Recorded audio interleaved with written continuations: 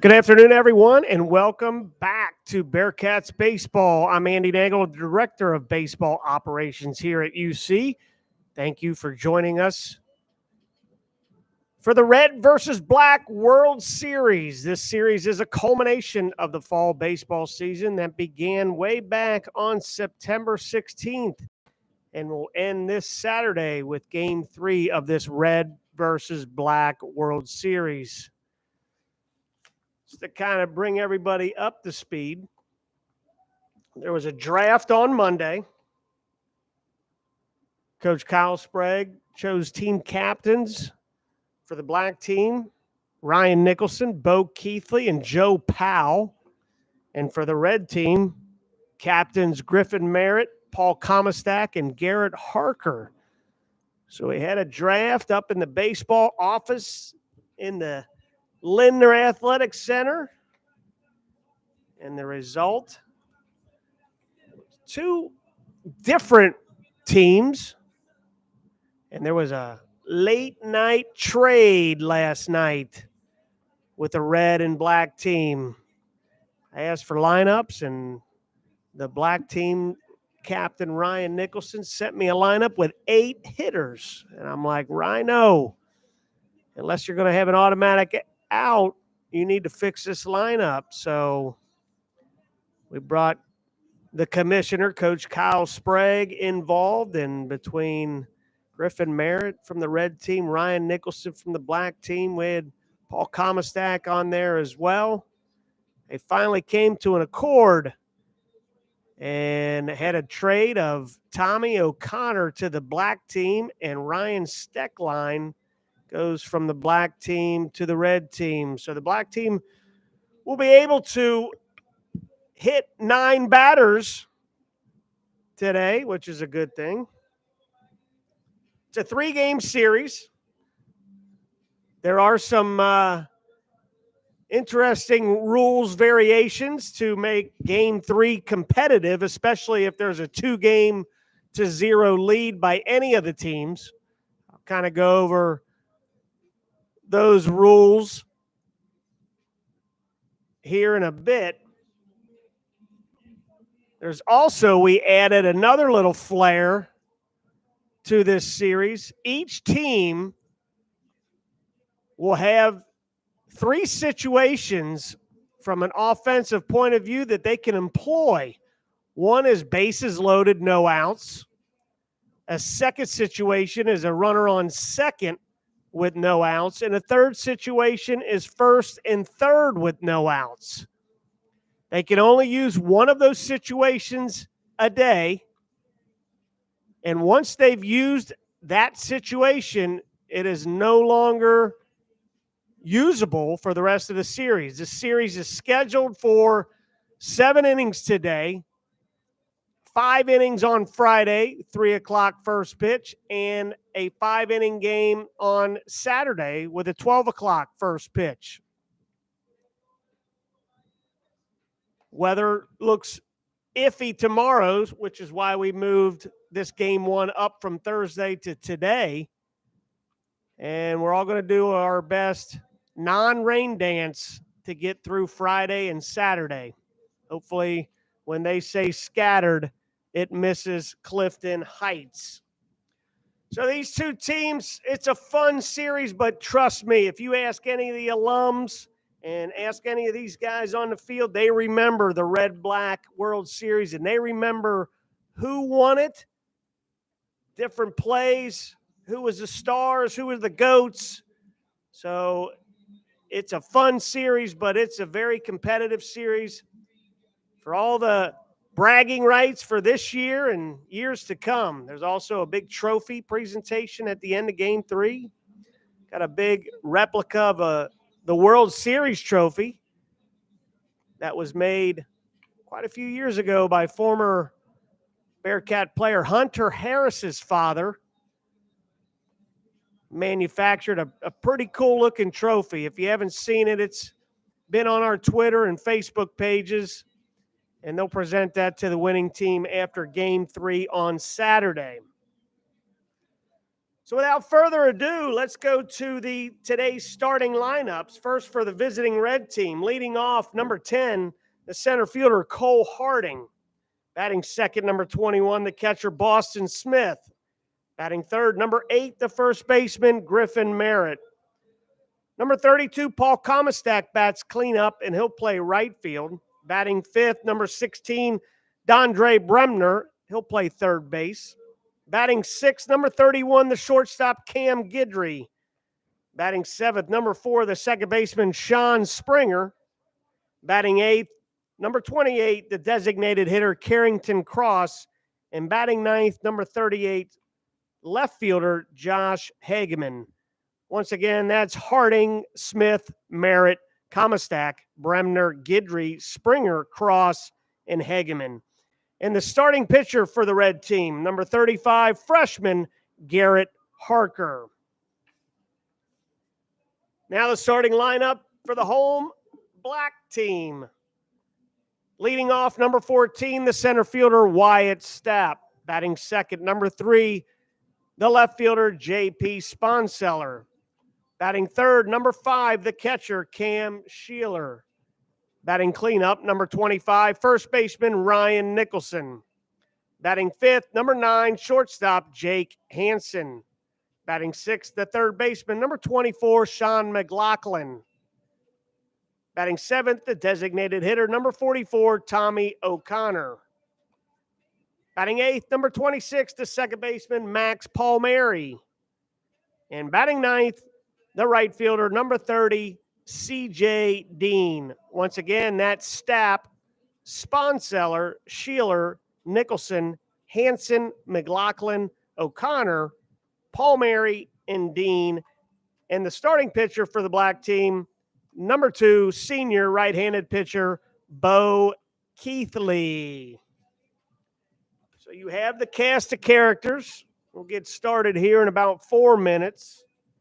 Home plate umpire Justin Penix will be our plate guy today. Let me go over some of these rules with you.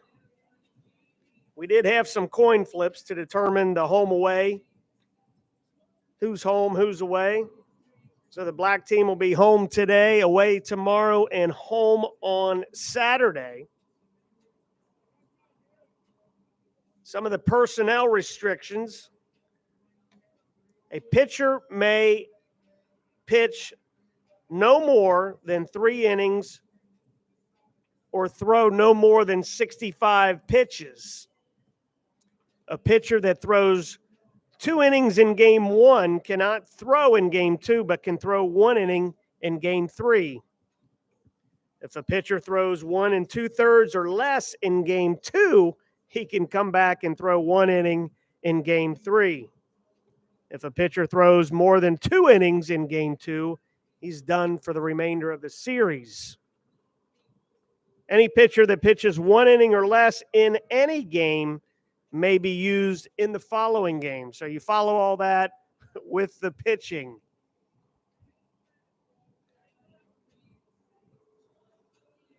To go into some game notes on determining the champion, this will be followed by the following criteria. The first 2 games are split. Obviously, the winner of game 3 will be declared the champion. If one team wins the first 2 games, this is how we make game 3 a competitive game. The team that is 0-2 can still win the title by winning game 3 by an amount of runs that is greater than the sum of the run differential of the first 2 games. The team that is 2-0, though, gets 2 extra runs. So let's say red team wins the first 2 games. They're going to add those scores together, give them 2 additional runs, and if the black team were to prevail in game 3 and cover all the runs scored by the red team plus 2 up to that point, then the black team will be declared the red versus black World Series champion. Just trying to find different ways to keep this series competitive. And that's why we came up with some of these rules. Another one, if a game is tied, because we're going to play 7, 5, and 5, and we're not going to play extra innings if we get 7. We want to protect our arms and make sure that we have enough arms to cover 3 games. But if a game is tied and each team has a win, the champion will be determined based on run differential.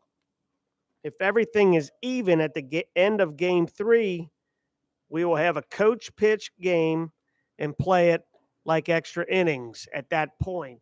So that would come into play on Saturday.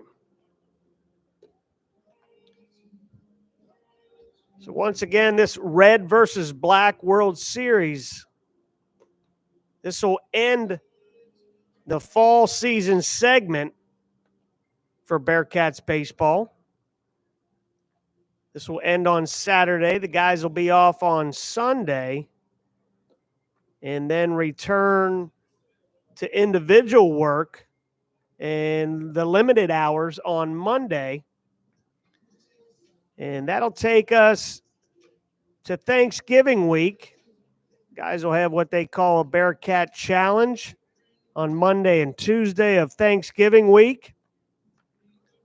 We'll have some fun competition lifts and different activities.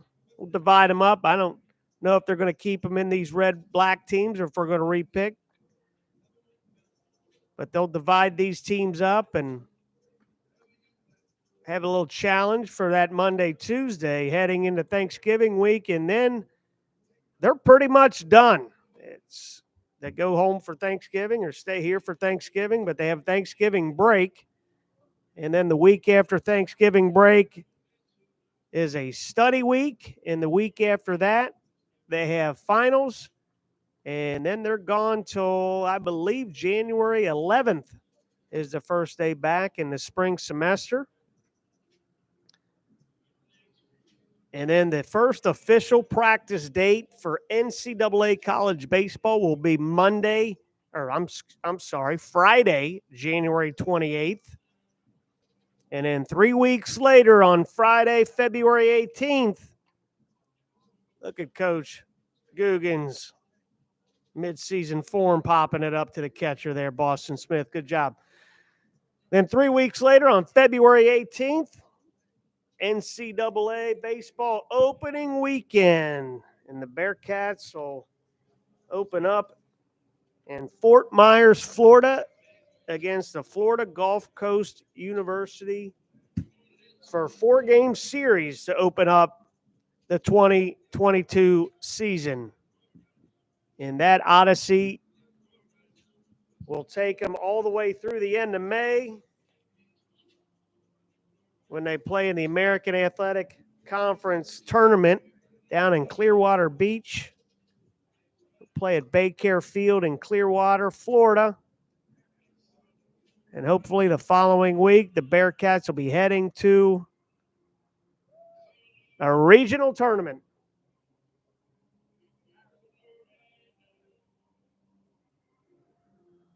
So we're about ready to get started.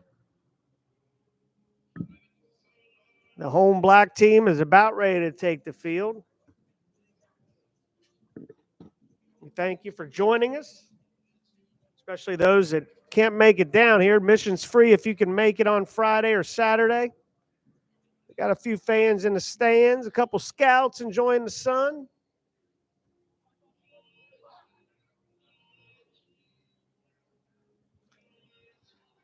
So the black team takes the field. Let's go left to right in the outfield. JP Sponseller in left field. Wyatt Stapp will be in center. And CJ Dean will be in right. Left to right across the infield. Sean McLaughlin at third base. Jake Hansen at shortstop. Max Palmieri at second base. Ryan Nicholson plays first base. Cam Sheeler behind the dish. And right-handed pitching, Bo Keithley on the mound. Talked to Bo today. Wants to send out his highs and hellos to his mom and dad and brother back home. Definitely misses you guys the last couple weekends and hopes to see you soon. Last 2 days, we had a big media shoot, photo shoot, video shoot. Guys had great time with that. Personalities really came out on this team. This has been an exciting fall, as they all are. It's a new year, kind of like the spring training with new hopes of championships seasons laying ahead. But this is a really fun group to be around. They work hard but have fun with each other. It's a pretty close-knit group. Excited to see what they bring in the spring. Sheeler throws the ball down to second. We're about ready to kick things off. Cole Harding will step into the right-hand batter's box. Bo Keithley does his thing behind the mound, and the Red-Black World Series is about to be underway here in Cincinnati, Ohio. Beautiful day. Sun is out. Fall baseball in October. First pitch. Harding takes strike one. Little slider to start the game by Bo Keithley. 55 degrees and sun-splashed skies. Outside, ball one. 1 ball, 1 strike to Cole Harding.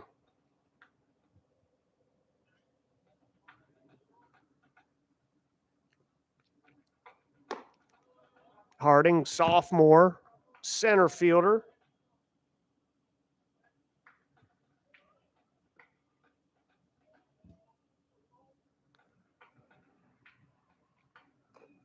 It's fouled off.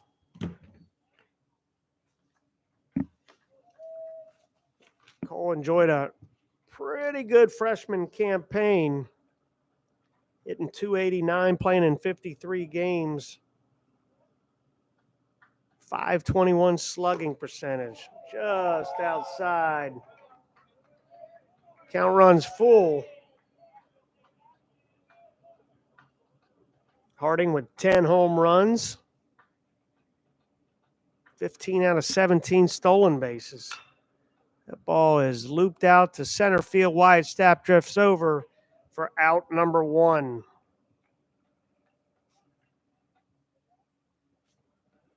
And that'll bring up freshman Boston Smith. We've talked about Boston Smith over our first 2 broadcasts against the Hoosiers and the NKU Norse. And this is a name to remember for those who are unfamiliar. It's called strike one. With Butler Baseball in Vandalia, Ohio. But Boston Smith is brought down to Cincinnati as a catcher, but this guy is an athlete, played center field for the Midland Redskins over the summer. He's worked in the infield, trying to find him a place to play on the diamond because he can hit. He's going to be a good one. Number 21, Boston Smith. Behind in the count 1-2 right now to Bo Keithley. Swing and a miss, strike 3. So 2 up, 2 down for the red team. That'll bring up one of the team captains and Griffin Merritt.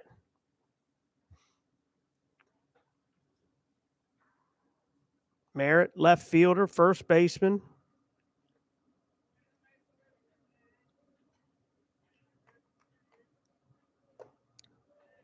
Keithley misses inside ball 1.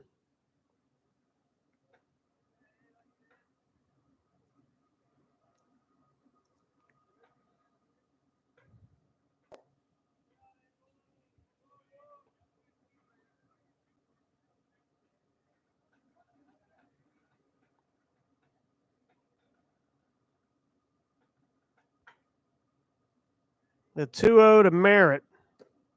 Outside ball 3. We've talked about this in past broadcasts. 2 quick outs, and next thing you know, it's 3-0 on hitter number 3. There's strike 1.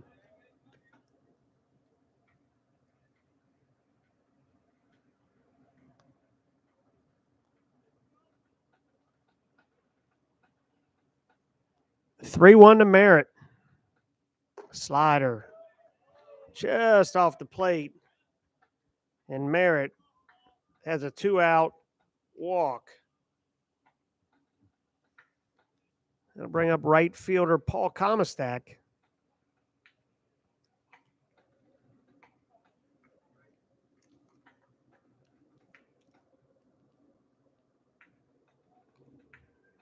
These teams are pretty much run by the players themselves, which is always fun to watch and see how they call the game. They always have the answers for the coaches. But when you turn around and put the game in their hands, see how they enjoy being on the hot seat. Coach Guggen's down past the third base coaching box, has his eye on this game. There's a tapper down to Sean McLaughlin and chooses to go to Max Palmieri at second for the force to end the top half of the first. So we've played a half, scheduled for 7. Black team coming up to the plate. We'll be back after this quick pause.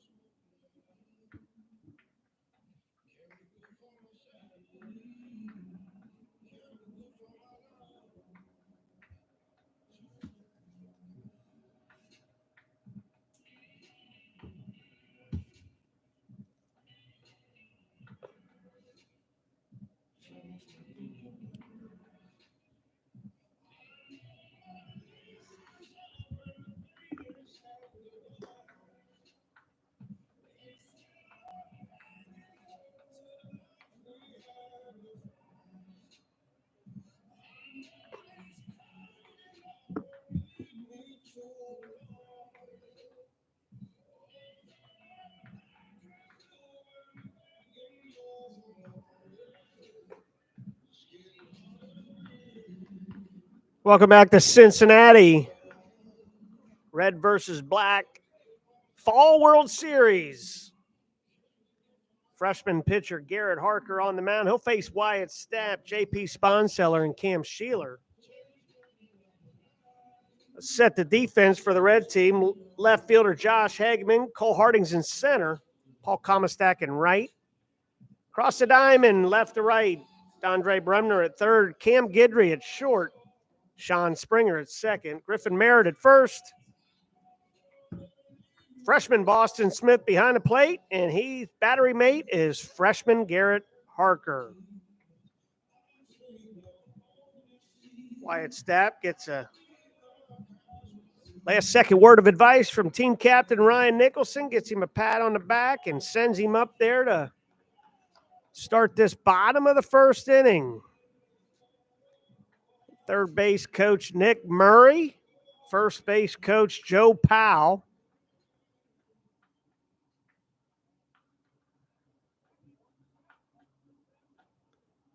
Joe Powell, another team captain on the black team. I believe he's going to be sidelined. There's a first pitch swing, and Wyatt Stapp pops out to Sean Springer. 1 pitch, 1 out. Joe Powell took a foul ball off his throwing hand in the Indiana series last Friday. No break, but a little sore trying to get that swelling down. Second pitch swinging. J.P. Sponseller sends it deep to center, and it's dropped by Cole Harding.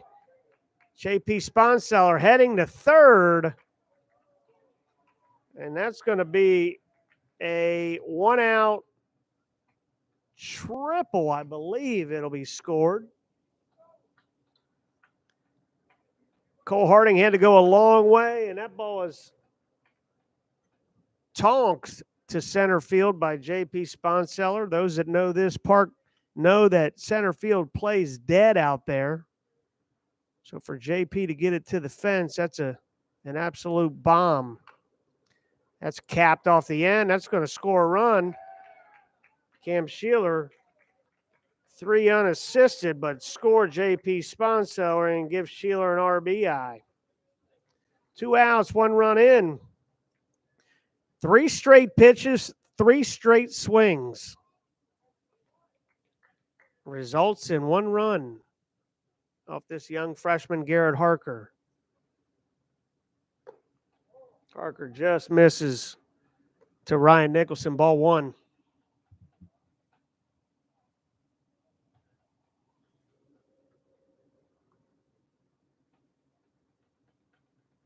The 1-0 outside. 91-mile-an-hour pitch by Garrett Harker.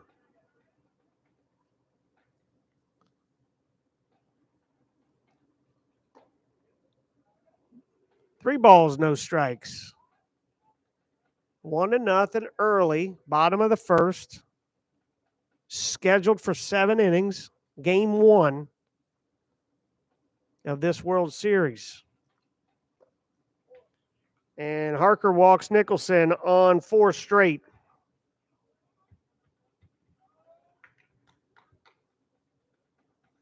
And that'll bring up shortstop Jake Hansen.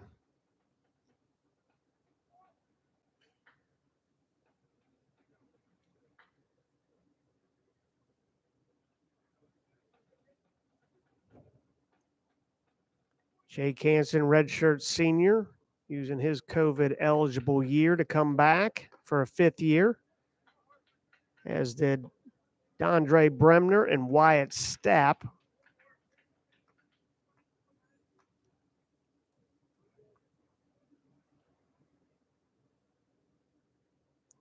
This year, 2022 season, rosters will be limited to 40 instead of the normal 35. That's to accommodate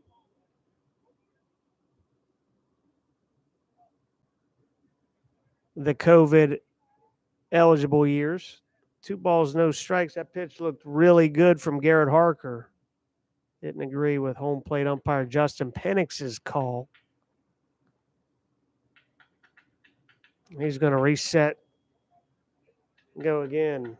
Looking at the TrackMan data, says it's a strike. Bottom of the zone to Jake Hansen. As we know, that's not the be-all, end-all. And that's ball 3. 7 balls in a row by Garrett Harker after getting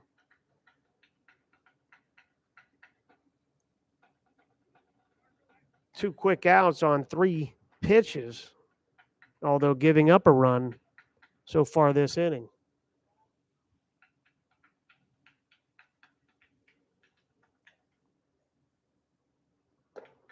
There's a strike. Once again, we'll do this again on Friday for game 2. It's supposed to rain all day in the Queen City tomorrow on Thursday. So we'll go 3 o'clock on Friday, same YouTube channel. Foul back. Nicholson had a running lead on that and had Harker timed, but Harker went longer. Nicholson went back towards first and couldn't go anywhere. 3-2, 2 outs. He'll be off on this pitch irregardless.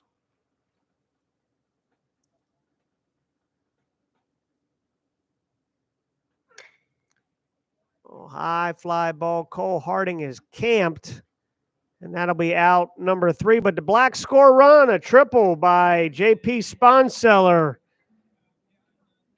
and an RBI ground out by Cam Sheeler, and the Black team leads 1-0 after 1. We'll be back right after this pause.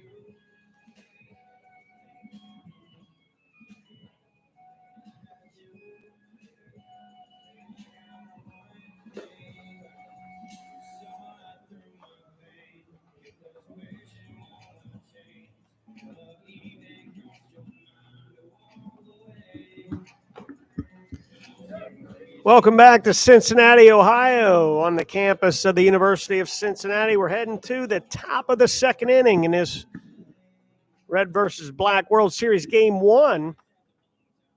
Black team leading 1-0. Bo Keithley out for his second inning of work. He'll face Andre Bremner, Cam Guidry, and Sean Springer.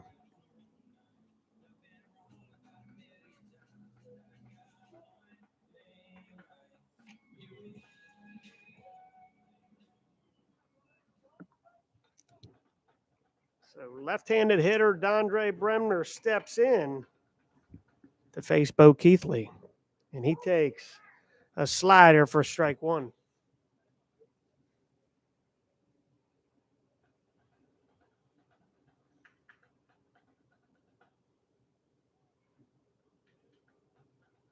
Outside, ball one, 1 strike.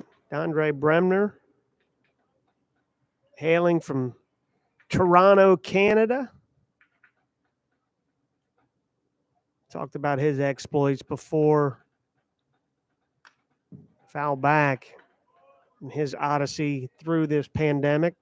Kind of stuck here in the States, away from his family for a very long time. Finally got to get back with them this past summer. Stayed with his girlfriend, Hannah Bollinger, volleyball player here at Cincinnati. That ball's banged up the middle for a base hit. And Bremner's aboard with the first hit for the red team.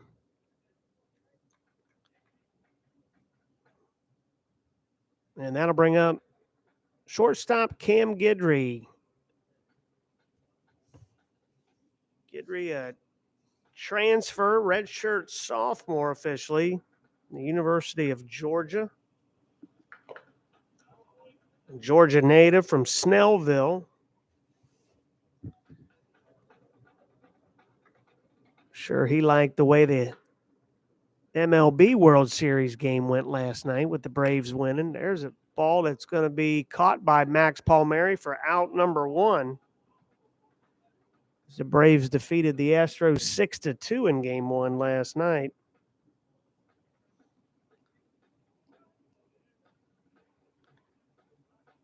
So 1 out, 1 on for Sean Springer. Both Springer and Cross, who's on deck, redshirt freshman, their second year in the program. On the roster last year, and with a veteran team that Coach Googans had, didn't want to burn a year of eligibility.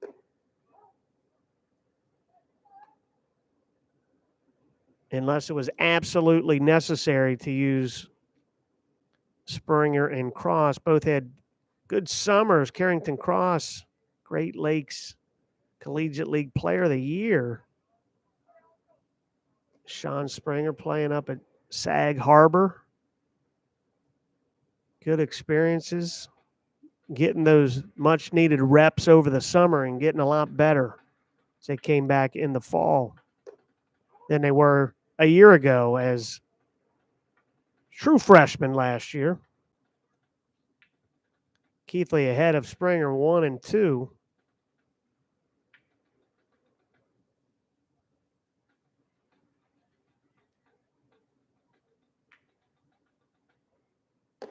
Upstairs, 2 balls, 2 strikes, 90-mile-an-hour fastball by Keithley. Bo likes his slider. He gives you a couple different arm slots. He developed his more over-the-top arm slot pitching in the Cape Cod League this summer. Been a submariner three-quarter guy all his career, and started to tinker with over the top this past summer. Had some success with it. Gets a little bit more velo behind it, just to give the batter a couple different looks. Full count. Ball down. And Springer walks. Keithley's second walk of the game. Bremner moves up to second. That'll bring up Carrington Cross. As mentioned before, Cross having very successful summer campaign, playing for the local Cincinnati Steam here in the Great Lakes Collegiate League. Ball's fisted foul down the right field line.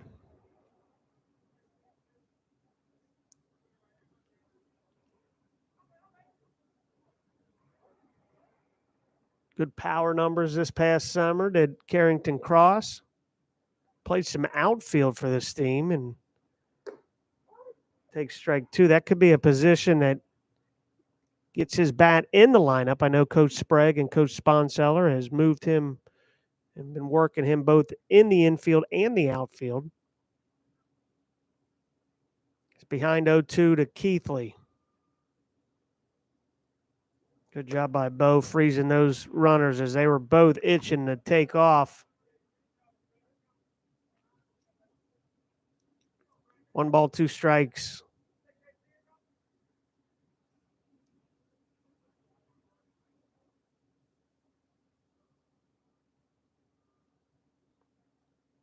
Outside, 2-2. Got third base coach Benny Vore. First base coach Jackson Murphy for the red team, occupying the visiting first base dugout. And I bet they're happy today. That's where the sun and the warmth is at, that first base dugout. Full count to Cross. 55, sunny and nice in Cincinnati, but if you're in that shade, it's about 10 degrees cooler. I can attest to that.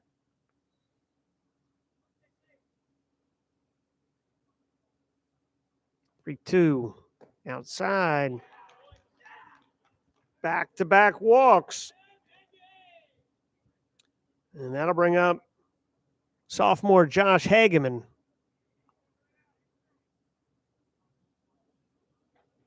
So 1 out, bases loaded. Third baseman Sean McLaughlin and first baseman Ryan Nicholson will come in even.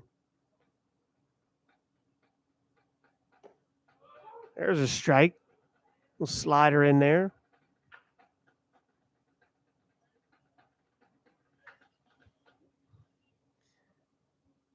Got the shadow at the plate. Pitcher in the sun. Good pitch by Keithley. Should be an infield fly, but it's a pop out to Jake Hansen for out number 2. There's back-to-back sliders, and he hit Hageman way out in front.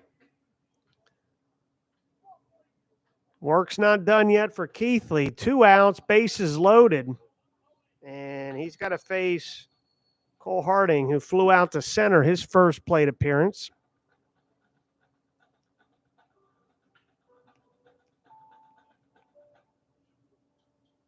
There's a good pitch. Slider, strike 1 to Harding.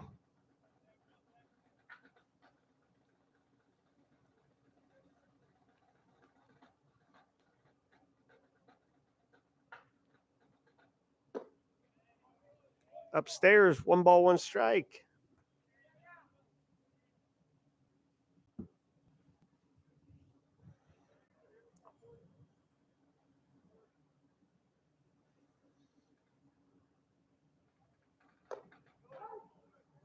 Strike 2.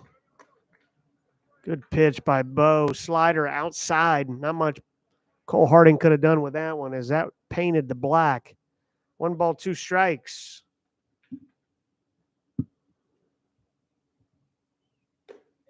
And there's strike 3. Fastball. Froze Cole Harding, and Bo Keithley gets out of that jam.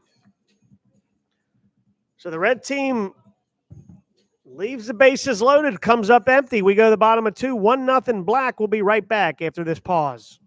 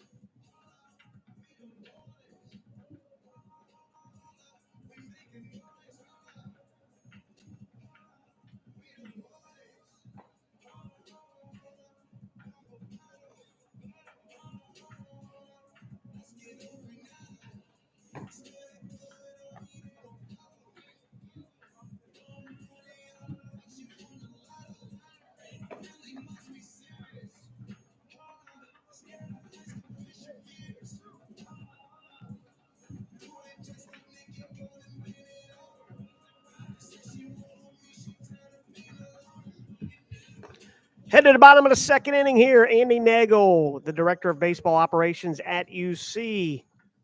1-0.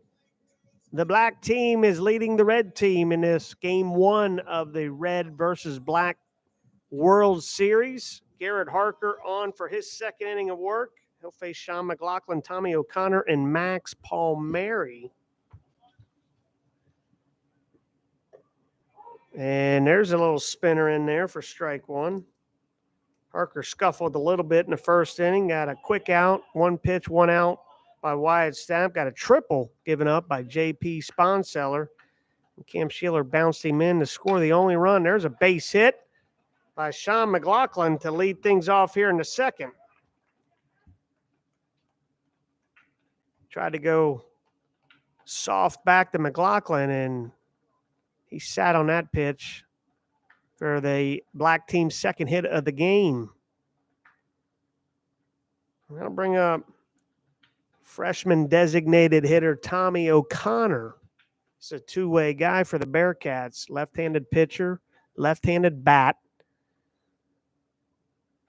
DH, first base type guy. Takes strike one.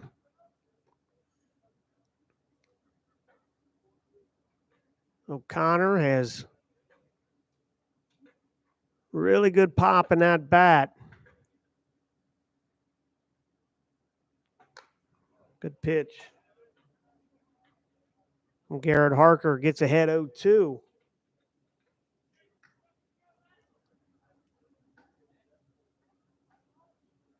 Third base coach Nick Murray running through signs.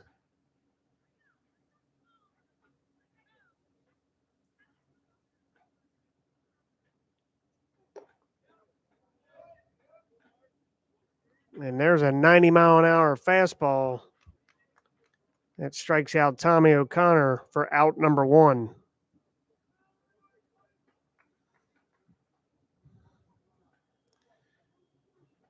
Bring up Max Palmieri. Palmieri, a redshirt sophomore transfer, Lincoln Memorial University. Takes strike one. Played locally here at Kings High School. About 20, 25 minutes northeast of campus.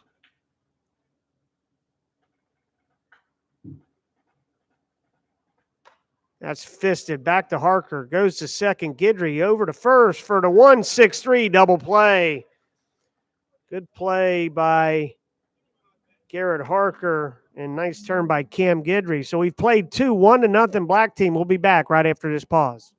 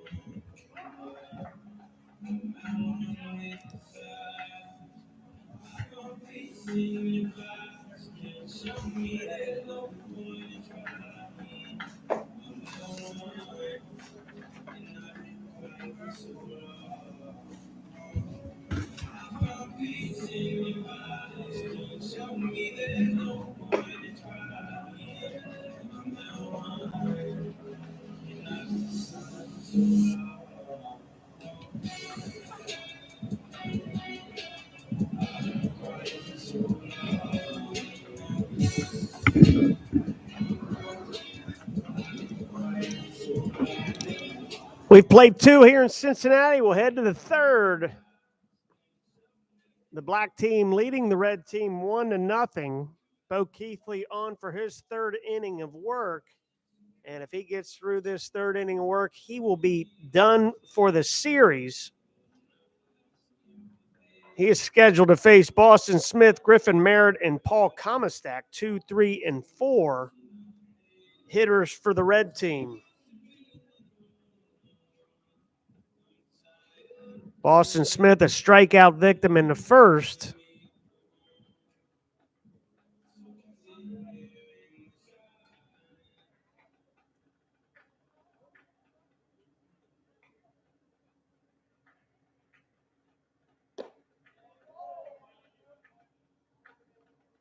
It's taking ball one. I don't know where that pitch missed. Let's see how Keithley attacks these hitters second time through. Was heavy sliders in that second inning.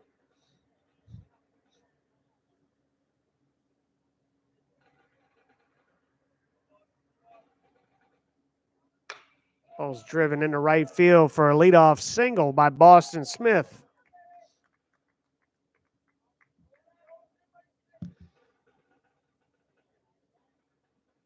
So nobody out. Leadoff single by Smith, and that'll bring up Griffin Merritt. Merritt walked in the first, was forced out on a inning-ending 5-4 putout. Ball's upstairs, ball one, 91-mile-an-hour fastball from Keithley. He's usually more effective when he's just a hair under that. That 88 to 90 was his ball has some run on it. There's strike one. We'll slider in there, evens the count.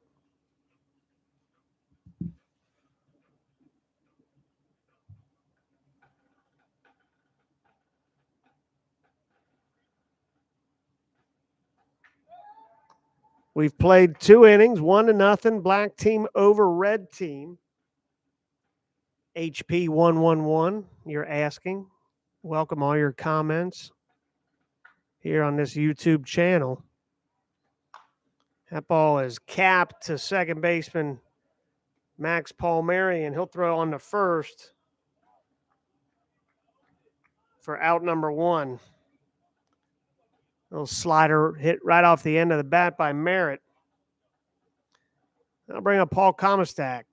We don't have the graphics or anything like that for this telecast. Believe it or not, this camera angle that you're watching is just outside my window from a GoPro camera.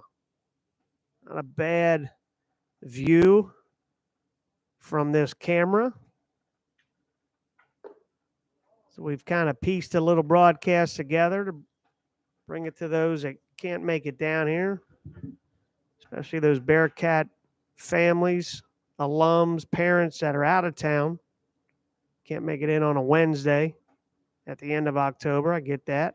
I want to thank Connor Boyle for his help in setting all this up to bring this out to you. So I don't have a producer in my ear. I don't have my play-by-play partner sitting next to me, the voice of the Bearcats, Matt Noonan.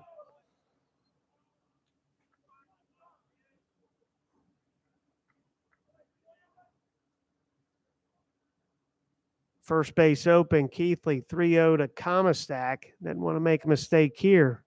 Hits are even at 2. And that's ball 4. That's one of those probably intentional walks to Comastak. That's Bo's 4th walk so far today.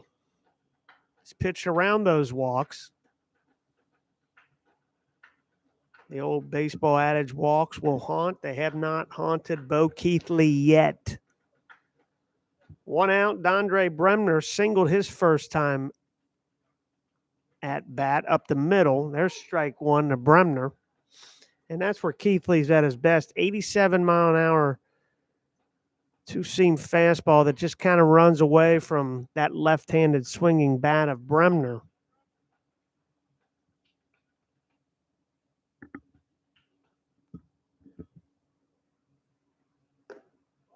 Just outside.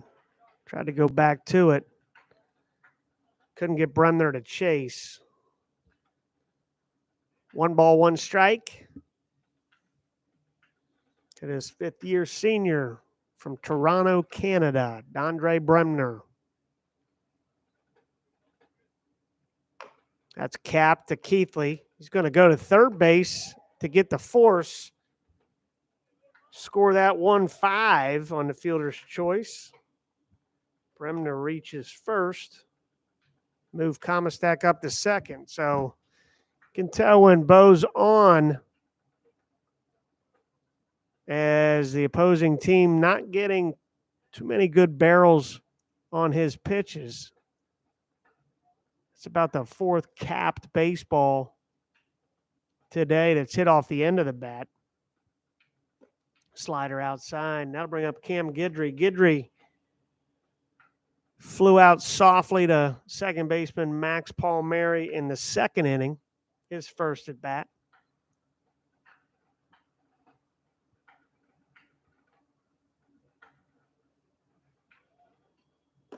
Swing and a miss, strike one. 1 ball, 1 strike. And Bo Keithley 1 out away from flirting with disaster in this second and third inning of his pitching. Tapped foul.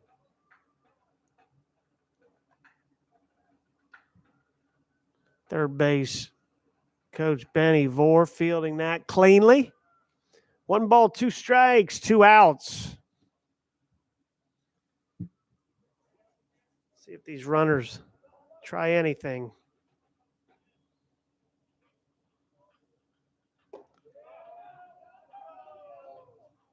Wow.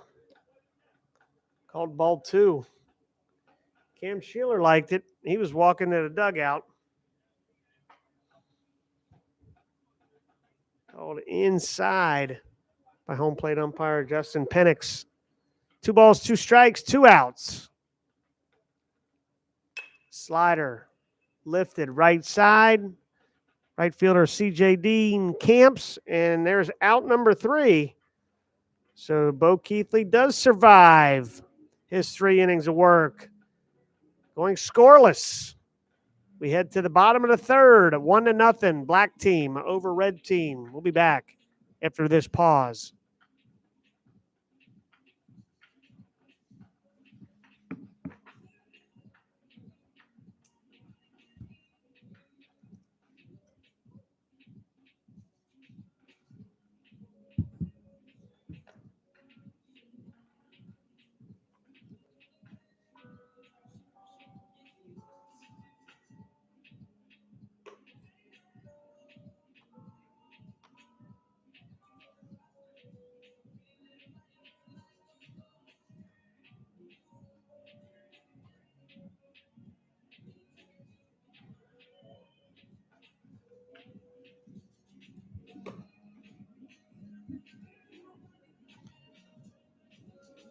We head to the bottom of the third inning. The black team leading the red team 1-0 in this game 1 of the Red versus Black World Series. Freshman Garrett Harker on for his third inning of work. Harker will face 9-hole hitting C.J. Dean, and then the top of the order in Wyatt Stapp and J.P. Sponseller. Harker to this point has given up 2 hits, 1 run, 1 earned run with 1 walk and 1 strikeout. That run coming back in the first with 1 out. J.P. Sponseller tripled to center fielder. It glanced off of center field Cole Harding's glove, and Sponseller went to third. The next batter, Cam Sheeler, tapped out to the first baseman, Griffin Merritt, and Sponseller scored. That's the only run so far today. 1 run on 2 hits. Red team, no runs on 2 hits. Harker, the 2-0, strike 1. 90-mile-an-hour fastball to his freshman counterpart, C.J. Dean. Dean, a 2-way guy right now for the Bearcats. That pulled foul. His fall has primarily been spent at the plate and in the field. Did get on the mound a couple weeks ago for the first time in a while. Slowly getting C.J. Dean built up on the mound. 2-2 way upstairs, ball 3.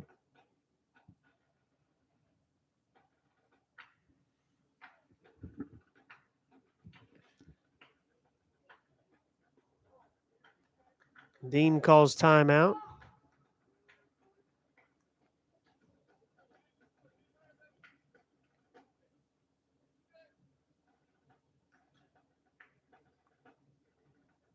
The 3-2. A little fastball popped up in the sun. Paul Comistak in for out number 1. Take that back. Little slider piece. 77 miles an hour.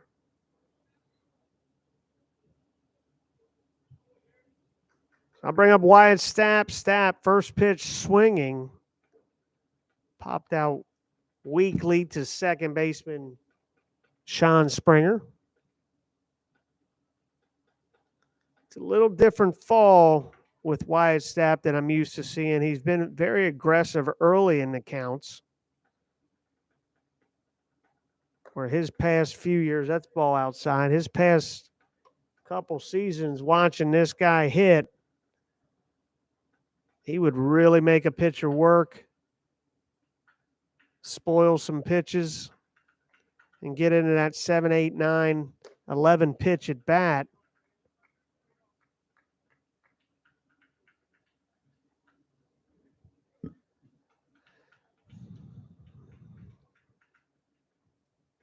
So Stapp ahead at 2-0.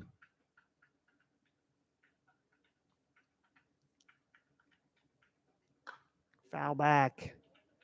Nice to see the Bearcats athletic director, Mr. John Cunningham, in the stands. John's done a great job since he's got here.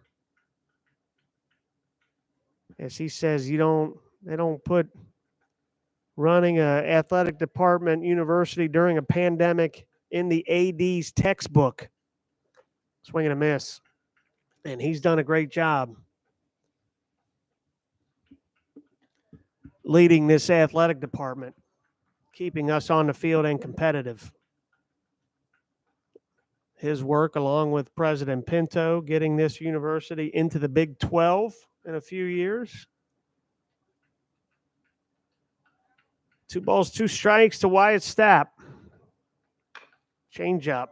Tapped over, fair. Griffin Merritt will take it himself for out number 2.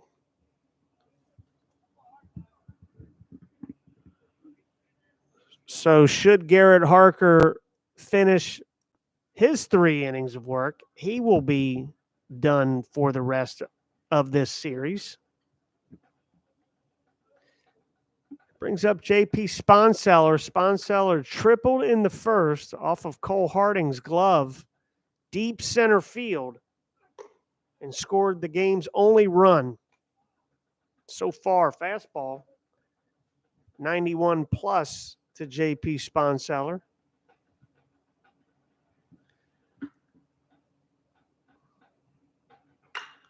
It's driven to center.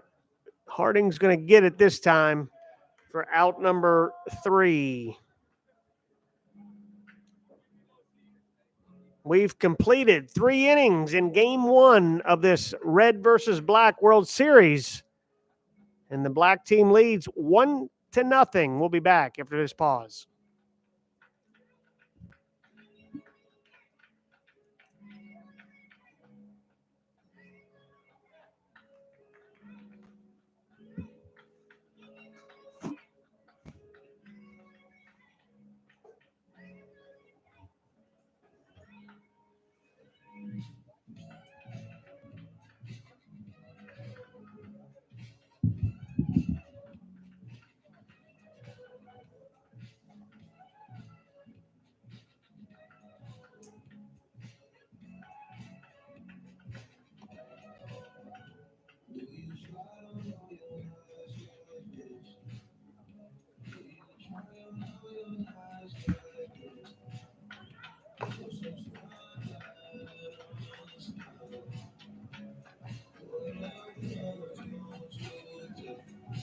Welcome back to Cincinnati.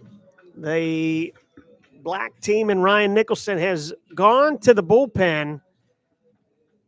And Bo Keithley will be replaced by freshman right-handed pitcher Blake Lemon.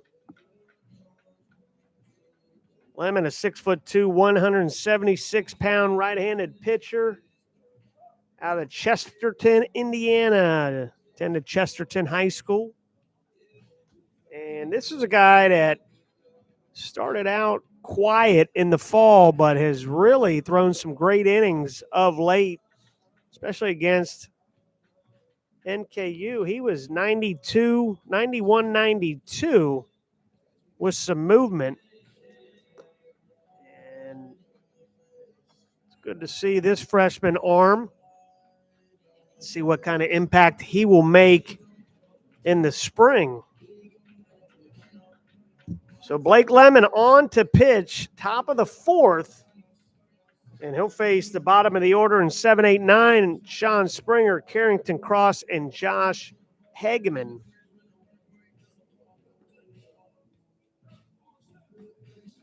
It's going to be very interesting to see how these student coaches manage their pitching staffs.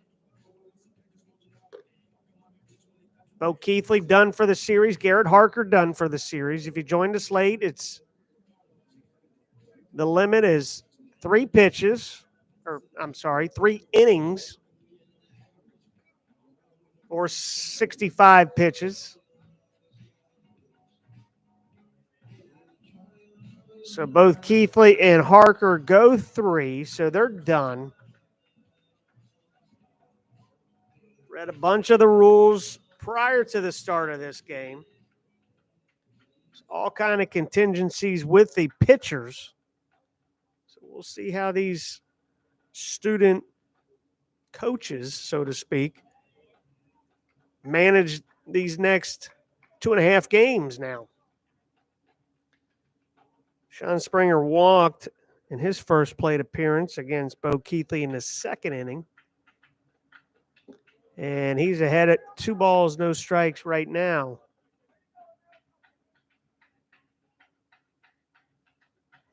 Can't tell who the red team will bring in the home half of the fourth inning. The bullpens at UC Baseball Stadium just out of view where we're at here. And Blake Lemon gets behind 3 balls, no strikes, and hasn't been close with any of the 3 pitches.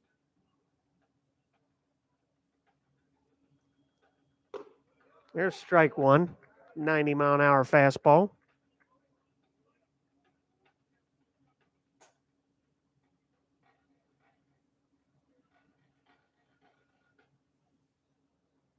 Three ones driven to center as Wyatt Stapp going back, and he makes the catch on the warning track.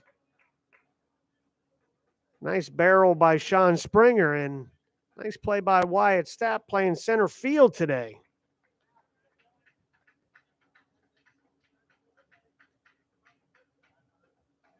That'll bring up Carrington Cross, just like Springer in the second. Cross also walked in his only plate appearance so far. Back-to-back walks that Bo Keithley gave up. Cross tries to bunt, and Cam Sheeler can't get to it. So Bo Keithley officially goes 3 innings, gives up 0 runs on 2 hits. He walks 4 and strikes out 2.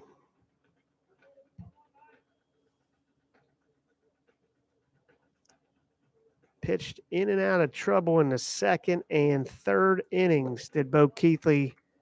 And that's very good to see if you're a Bearcats baseball fan. Not good to see pitching into trouble with walks, but getting out of trouble. 1 ball, 1 strike to Cross. He takes ball 2.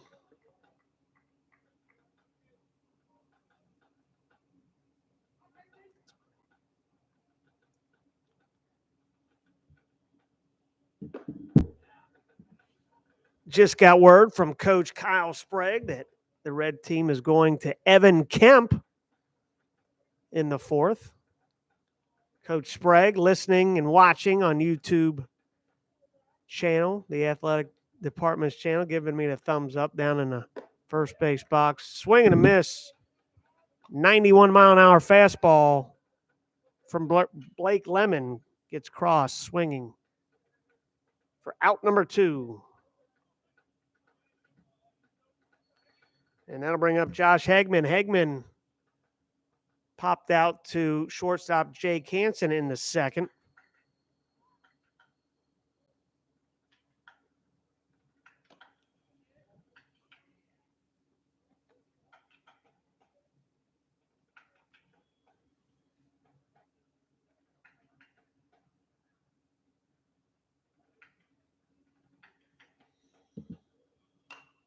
Foul back. 1 ball, 1 strike. Blake Lemon sitting around 90 miles an hour with his fastball.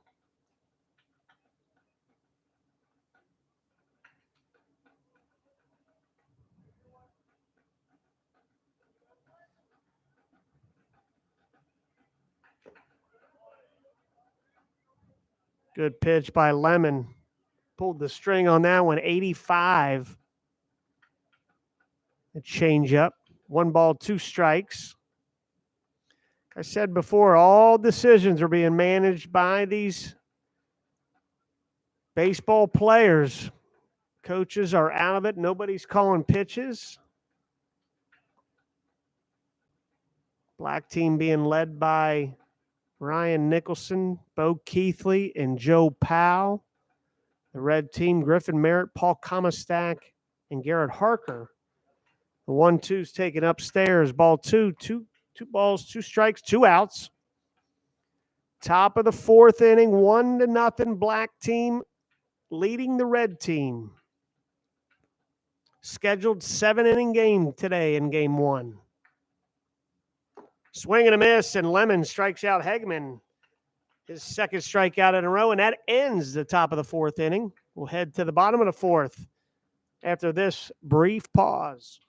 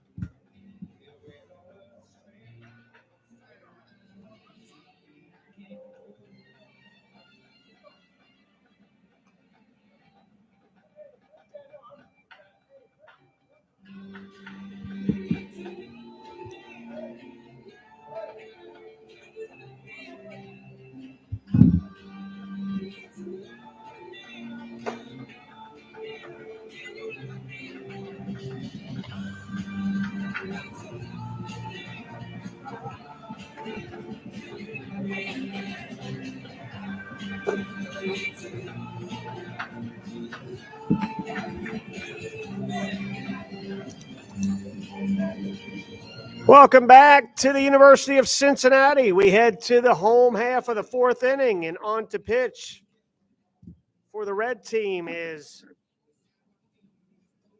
redshirt sophomore Evan Kemp. Kemp, a 6'3", 208-pound left-handed pitcher from Mason High School in Mason, Ohio. And Evan Kemp has had a great fall this 2021 fall season. He's got a quirky delivery, and he is just getting out after out after out. That's good to see from Evan Kemp, and good to see for pitching coach J.D. Howman and this Bearcats staff, as right now they have to figure out between now and February 18th what pieces of the puzzle are going to make up this 22 staff. Lose a lot of innings from last year's staff.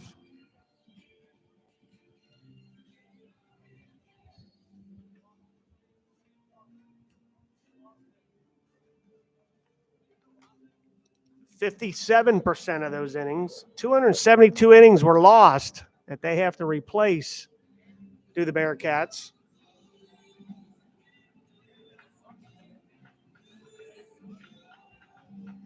Kemp looking for a rosin bag. He is due to face Cam Sheeler, Ryan Nicholson, and Jake Hansen, the 3-4-5 hitters. In a 1-0 ball game, bottom of the fourth. Scheduled to play 7. And Cam Sheeler had a ground out to the first baseman in the first inning that accounted for the only run scored in this game. J.P. Sponseller tripled before him. Sheeler tapped out to first and scored Sponseller.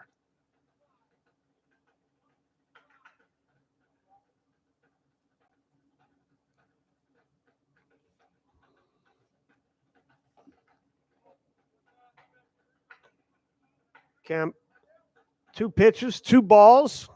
Fastball, slider, both missing. Inside to Sheeler.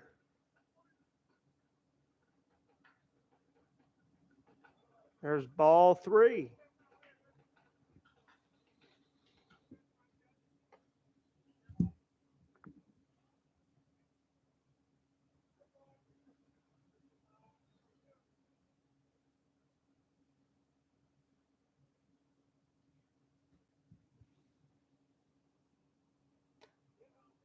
And Sheeler leads off with a 4-pitch walk. And that'll bring up Ryan Nicholson. Nicholson walked in the first and was left on first base as that inning ended with a fly out by Jake Hansen.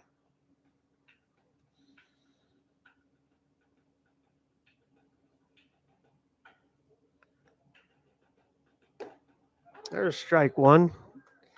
85-mile-an-hour fastball by Evan Kemp. He's not going to overpower you. He does have a very quirky motion, hides the ball well. And he just threw it over Griffin Merritt's head at first. And Sheeler thought about heading to third, but ends up going back to second. We'll call that an E1 on the attempted pick from Evan Kemp. Kind of looked a little like a John Lester type throw over to first.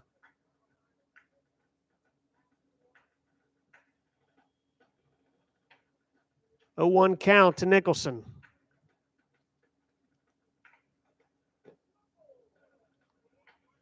Slider ball 1. 1 ball, 1 strike. Nice block by Boston Smith.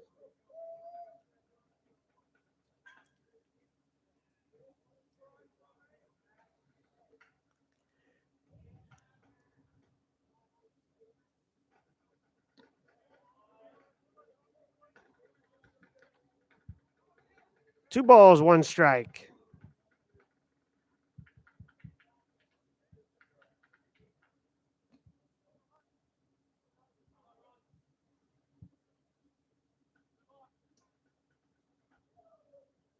Good job by Evan Kemp controlling that running game as Sheeler was about to get a running start to third.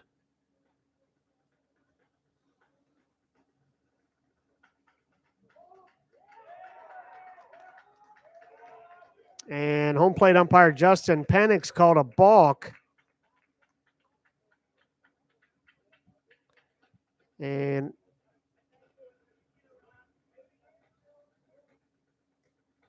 Sheeler moves up to third. So the black team has a runner on third with nobody out.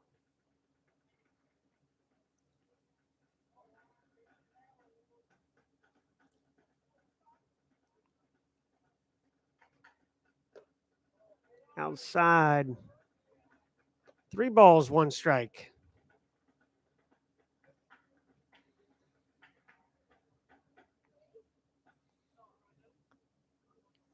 I believe left-handed pitcher Evan Shavers in the house. It's a check swing, and Nicholson draws the base on balls. First and third. 2 batters for Kemp, 2 walks. Evan Schaber, Friday night guy for the Bearcats last year, 7th-round pick of the Colorado Rockies.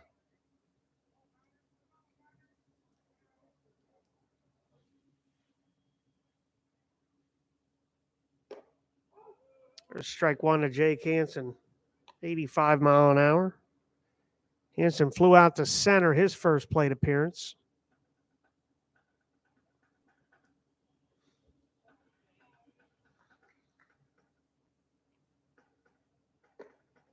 Inside. Kemp just can't find his off-speed pitch yet. Trying to get that slider in for strikes. This team's going to sit on this fastball. There's a good slider right there. Had Jake Hansen out in front. 1 ball, 2 strikes.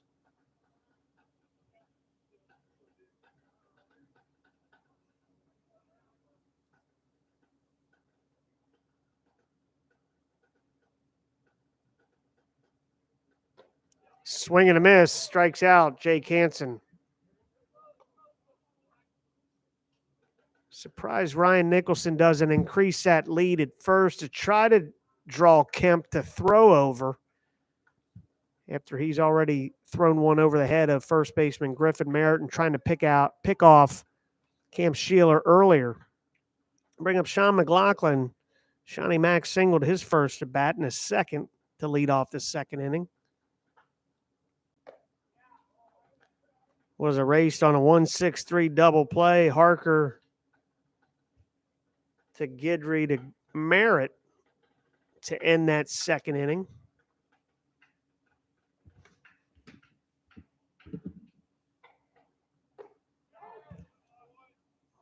There's a slider for a strike.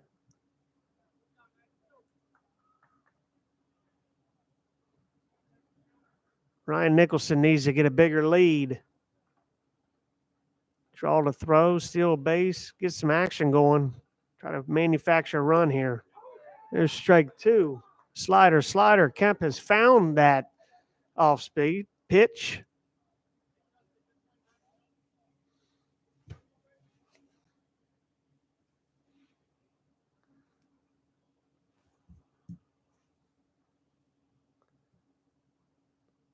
Nicholson's off. Ground ball left side through. That's going to score Sheeler. Nicholson will check up at second. Shawnee Mack's second hit of today, an RBI single. Kemp tried to go 3 off-speed pitches in a row, and Shawnee Mack was not fooled. We'll bring up Tommy O'Connor. O'Connor, strikeout victim of Garrett Harker in his only plate appearance. Strike 1.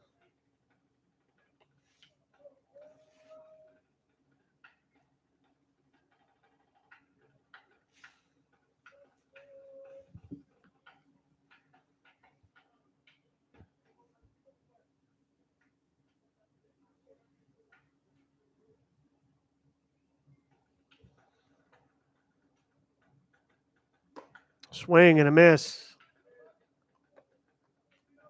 Kemp way ahead, 0-2. It's a big left-handed bat, Tommy O'Connor.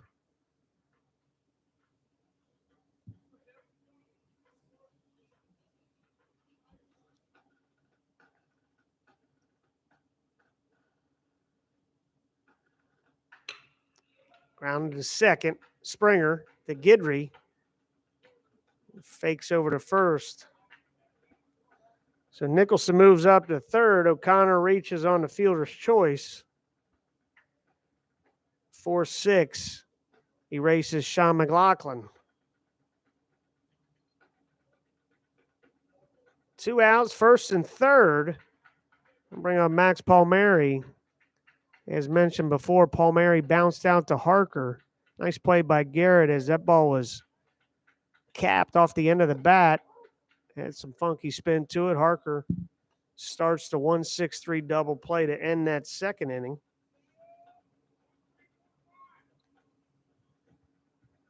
Black team looking for a big 2-out knock here, leading 2-0 here in the home half of the fourth inning. Scheduled for 7. Kemp ahead of Palmieri 0-2.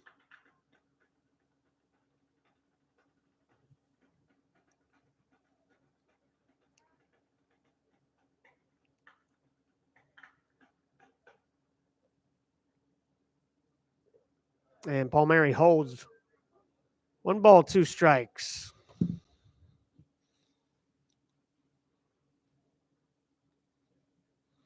Once again, if I'm Tommy O'Connor, I'm trying to force him to throw over to first base.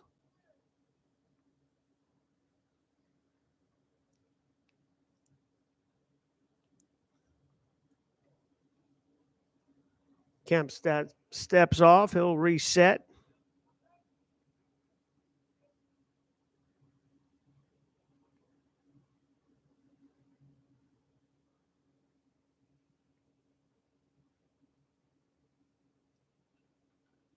The 1-2. O'Connor's off and called strike 3. Nice pitch by Evan Kemp to lock up Max Palmieri. But the black team adds a run, and we're through 4 innings. It's 2-0. We'll be back after this pause.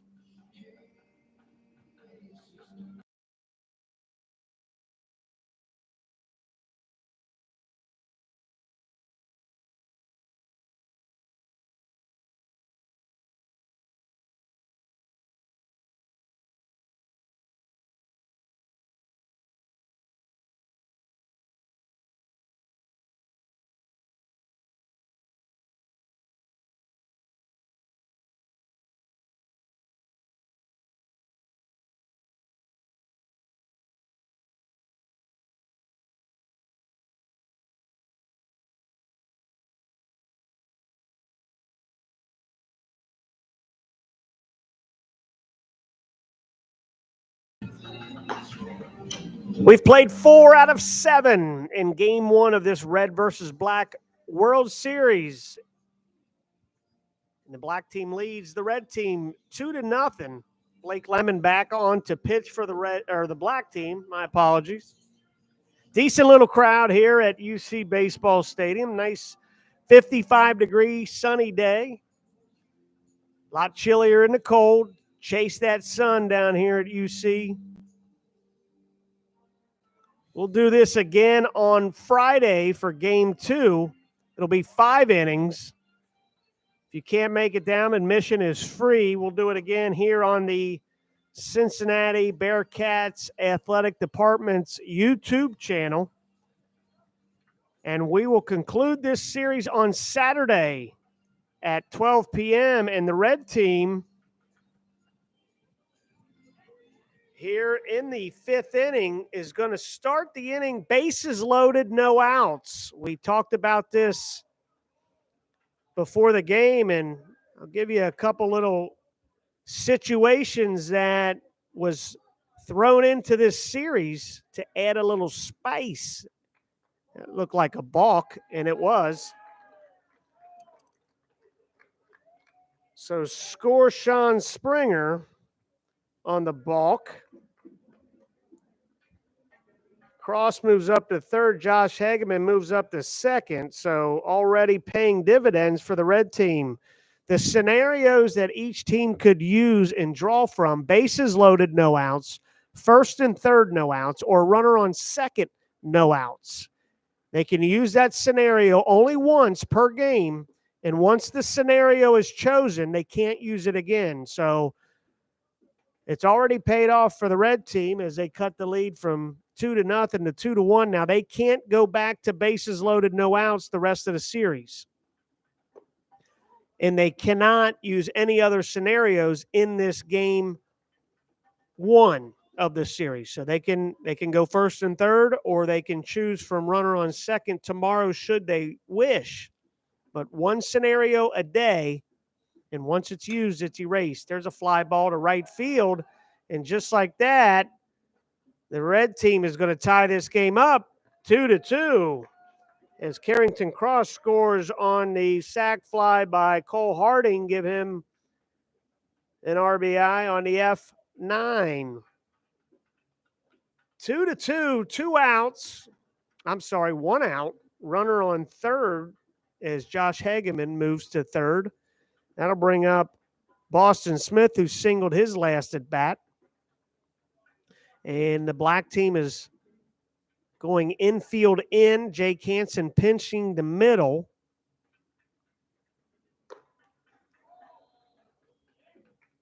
Finally get a little action to talk about up here. 2-2 ball game.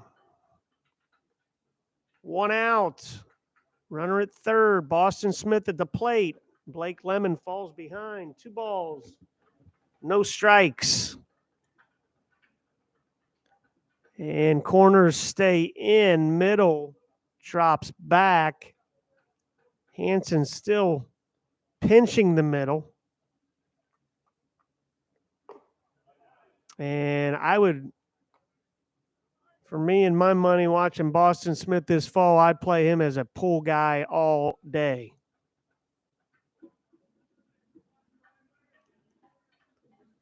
Had a healthy cut at that 2-0 pitch. 2 balls, 1 strike, and that ball's inside. 3-1. So be anxious to see how the black team responds, to see if they use a situation here in the 5th. Like I've mentioned, you can only use 1 a game, and Boston Smith walks.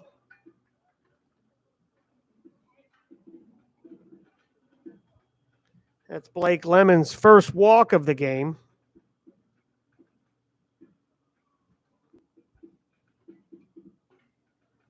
That'll bring up Griffin Merritt. Merritt officially 0 for 1 with a walk in his 2 plate appearances. Grounded out to second, his last at bat. Foul back. So as I mentioned, you can only use 1 of these situations, 1 a game. So it's not like the black team can save them and use them all in 1 game or game 2 or game 3. They should use 1 today, and we'll have to see which one they use. Once again, the situations: bases loaded, no outs; first and third, no outs; or runner on second with no outs to start the inning. The 0-1 to Griffin Merritt. Big lead by Smith. He's off. Foul back. Bad decision by Griffin Merritt. Let him steal second base. He's got enough speed to do it. Then you got 2 runners in scoring position. Trust your hitting abilities and try to pick up 2 RBIs instead of 1.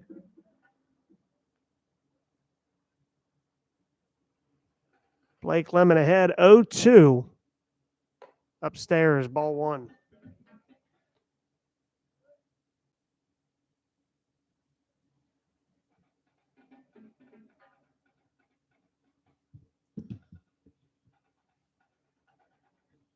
One ball, 2 strikes. 2-2.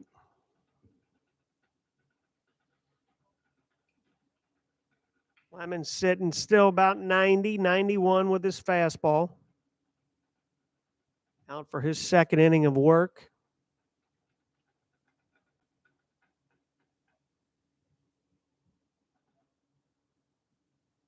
Boston Smith's off, and Griffin Merritt strikes out swinging for out number 2. Blake Lemon's 3rd strikeout today. Boston Smith steals second. And that's something that Blake Lemon needs to work on, is that run game. I'll bring up Paul Comastak. Paul 0 for 1 officially in his 2 at-bats. Grounded into a fielder's choice, inning ending 5-4 in the first, and walked in his 2nd plate appearance in the 3rd. Lemon trying to spin it in there at about 80.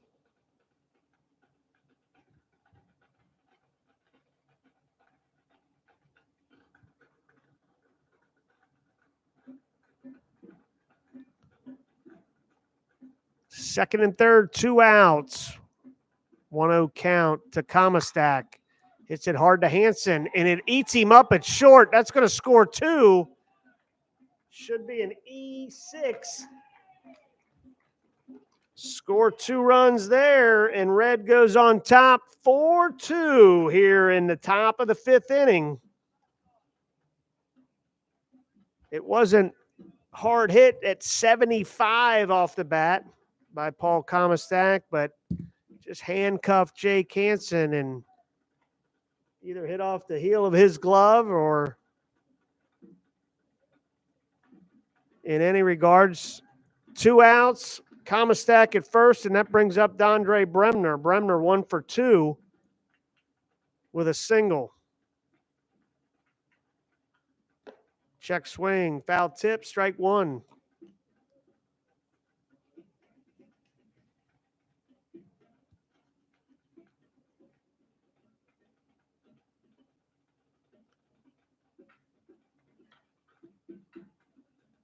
The 0-1 to Brem. Paul's off and running, gets past Sheeler. Comistack moves up. 1 ball, 1 strike. A special guest up here for our 30 fans or so out there listening. 1 Ryan Noda. We'll talk to Ryan here coming up in between innings. Big Bearcat, big slugger for the LA Dodgers, Tulsa Drillers.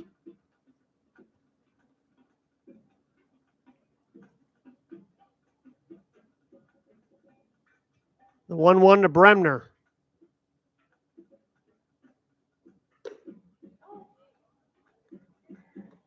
Good changeup by Blake Lemon.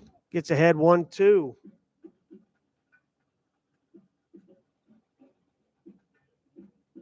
I know the picture's confusing. It's flipped.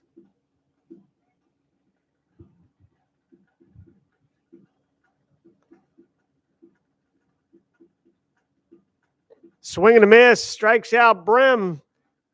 But the red team scores 4 to take the lead 4-2. We'll see what the black team does here with their situational baseball here in just a sec. But let's go to our special guest, Rhino. I'm going to pass this mic back and forth. How you doing, brother? I'm doing well. Great to be back here in Cincinnati. Catch a few innings here and see what we got going this year. Well, we got Ryan Noda in town. He'll be in town next week. The Bearcats have a big special weekend on homecoming weekend. They have a UC baseball golf outing on Friday, which I know you have a foursome in. And then the big homecoming game on Saturday versus Tulsa. And then the Bearcats actually do their team banquet on Sunday morning. But so good to see you. 15th round draft pick, right, of the Toronto Blue Jays, was traded before this season, correct, to the Dodgers. Had a very good Double-A season in Tulsa. 29 home runs, 78, 79 ribbies. I mean, you're a high RBI guy. What's your take from this past? This is your second year minor league base, 17, 18. No, what is it? Fourth year. 3.5 years with the COVID year. What's your take so far in minor league ball? It's fun. You meet a lot of great people from all over the place. Talking about from the Dominican, Puerto Rico, Cuba, etc. I've learned a lot, and a lot of things that I've done here at Cincinnati with training and getting right has definitely helped me with the pursuit of hopefully making a big league debut here pretty soon. Pretty soon, hopefully, right? Got you in two big organizations, man, with your power. Kind of had you hamstrung in Toronto, and the Dodgers are loaded. So back to action here. We'll keep catching up with Rhino. Bases are loaded for the black team. They're going to go with their situation, the same thing that the red team did in the the top half of the 5th inning.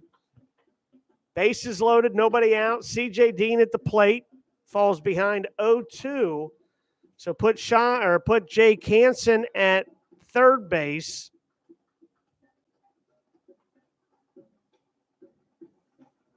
Paul Mary's at first. Tommy O'Connor, I believe, is at second.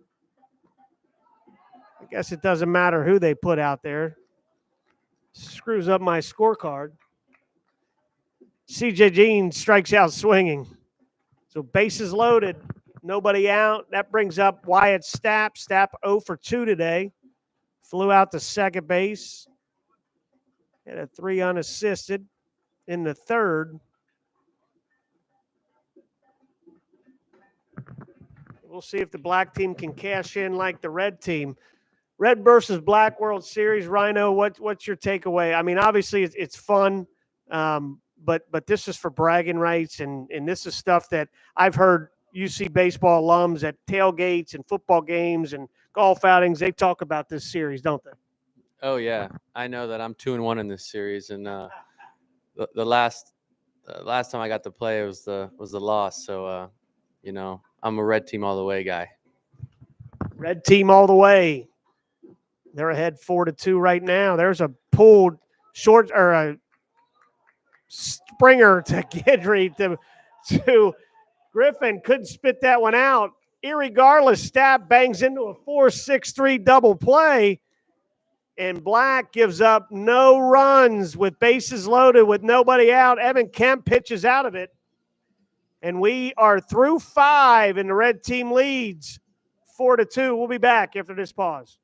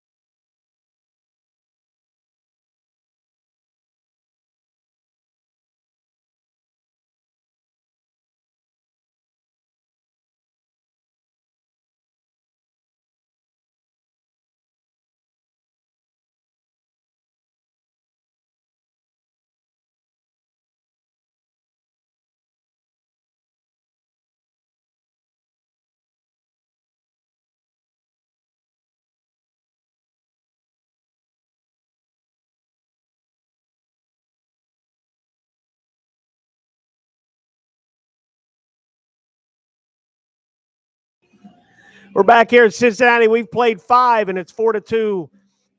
Red team over the black team.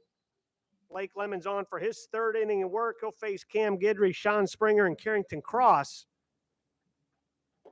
Guidry 0 for 2 today.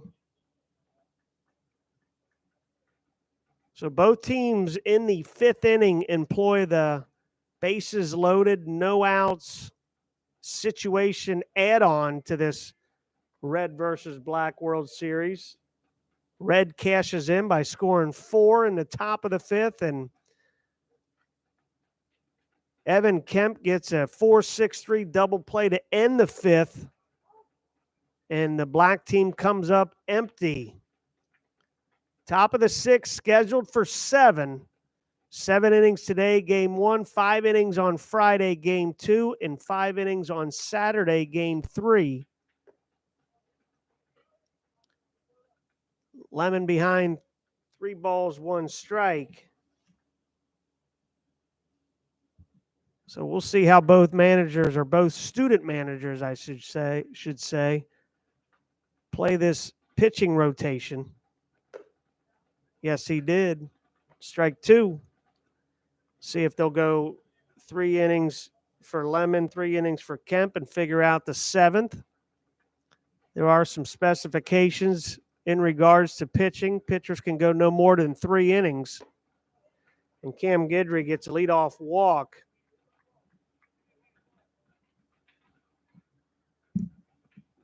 That's Blake Lemon's second for his day. That brings up Sean Springer. Springer 0 for 1 officially with a walk.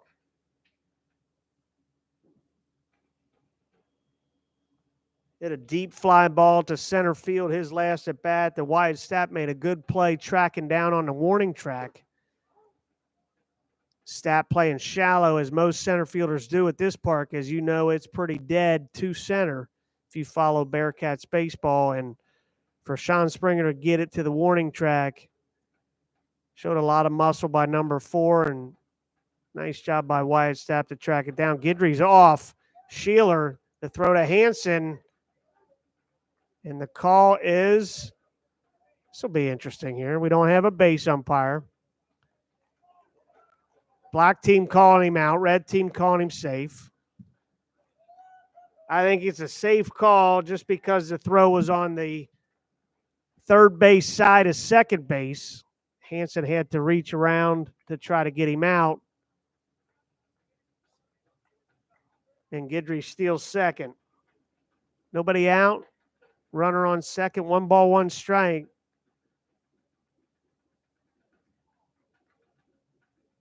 We'll see if red team plays a little small ball here in the 6th. Springer swinging away. 1 ball, 2 strikes.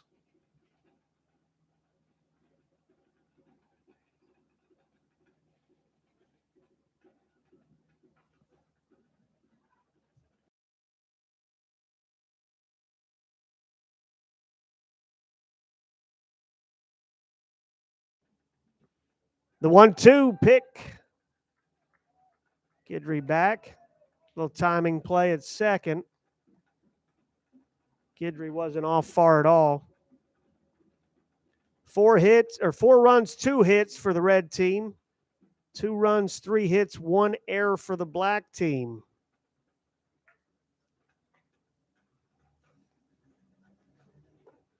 Little off-speed pitch, check swing, and that gets Sean Springer out number 1. Blake Lemon's 5th strikeout. And that'll bring up Carrington Cross, a strikeout victim of Lemon in the 4th. Walked in his first appearance.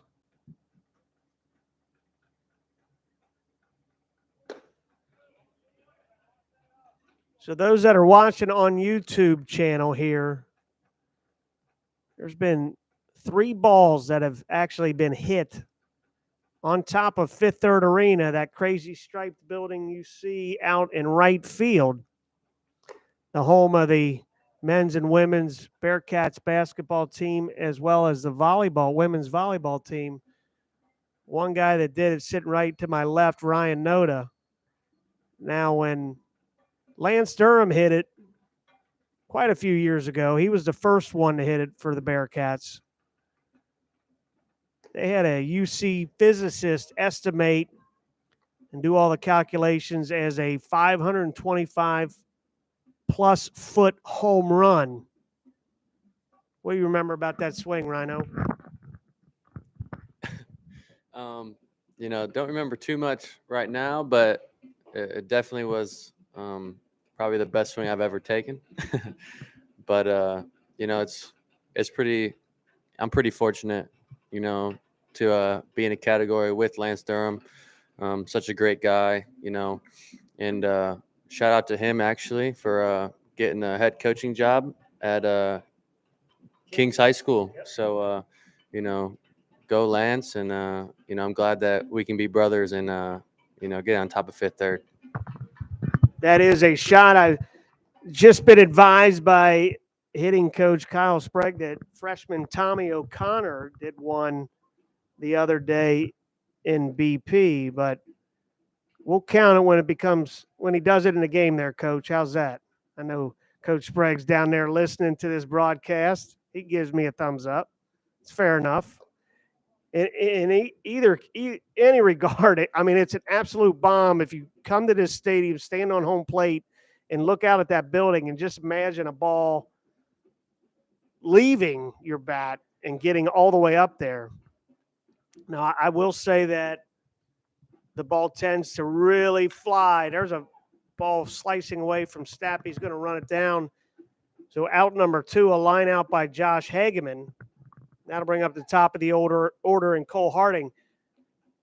The ball, there seems to be a jet stream that goes to that right center, right field area, but you still got to knock it up there, brother.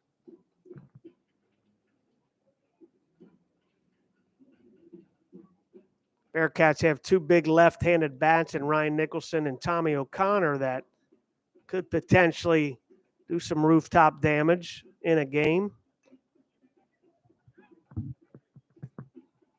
Cole Harding, you like him, huh? Yeah, Cole could swing it. Had a great freshman year. Falls behind 0-1 to Blake Lemon. Lemon in his 3rd inning of work.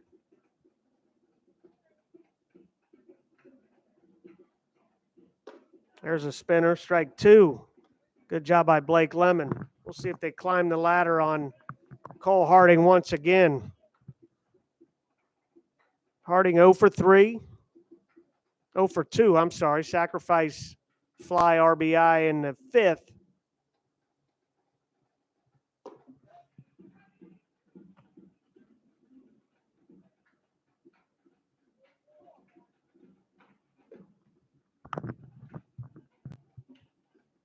One ball, 2 strikes.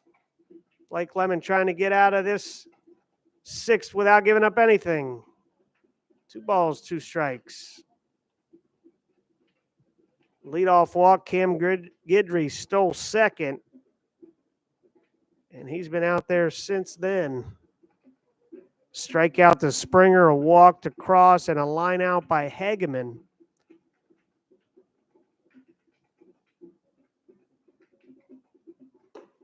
And there's called strike 3. Good pitch by Blake Lemon to strike out Cole Harding to end that threat by the red team. That's Blake Lemon's 6th strikeout in his 3 innings of work. Good job, Blake Lemon. We head to the bottom of the 6th. We'll be back after this brief pause.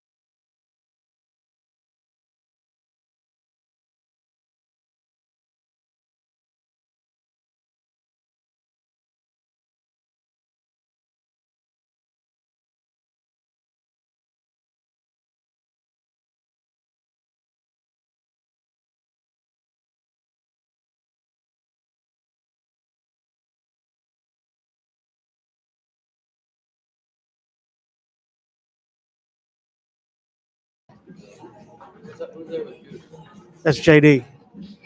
We're back here live. Hot mic, Ryan Noda. Coach Heilman and Coach Guggens occupying the 3rd base camera well, while Coach Sprague, Coach Sponseller, and the Bearcats Director of Player Development, Joe Sheridan, occupy the first base camera well. No coaching in this game. Everything's done by these baseball players. We have 3 captains for the black team: Ryan Nicholson, Joe Powell, and Bo Keithley. 3 captains for the red team: Griffin Merritt, Paul Comistak, and freshman Garrett Harker.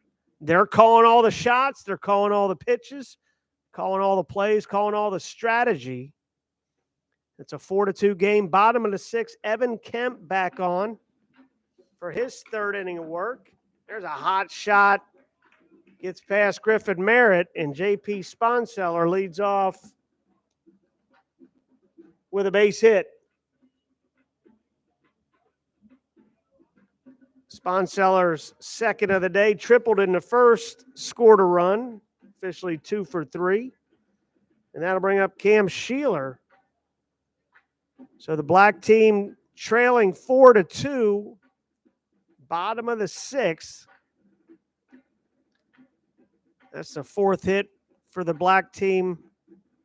Oh, good pitch by Evan Kemp. Pulled the string on Sheeler to get ahead 0-1.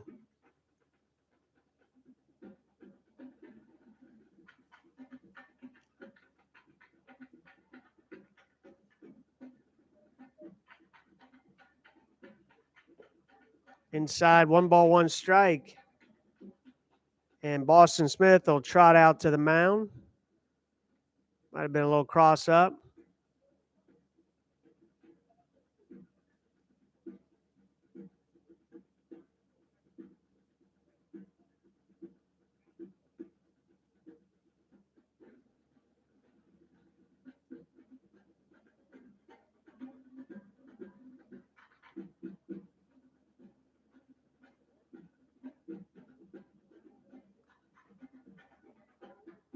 One to Sheeler.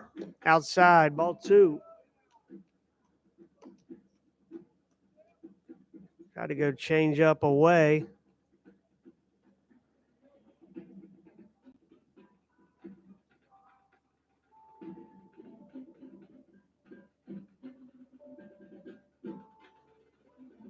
And Sheeler couldn't check his swing on that slider by Kemp. Counts even at 2.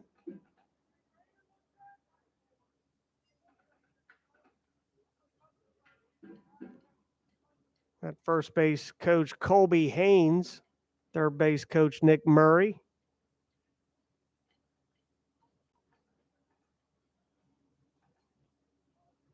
Two. Swing and a miss.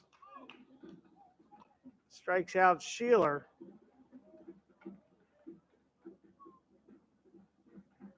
That's Kemp's 4th strikeout in his inning, in his 2 1/3 innings of work.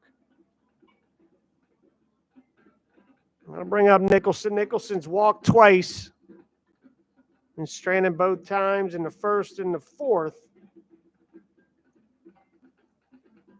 Black team looking for a big hit from their captain. Runners off. Boston Smith to Guidry, and he's out.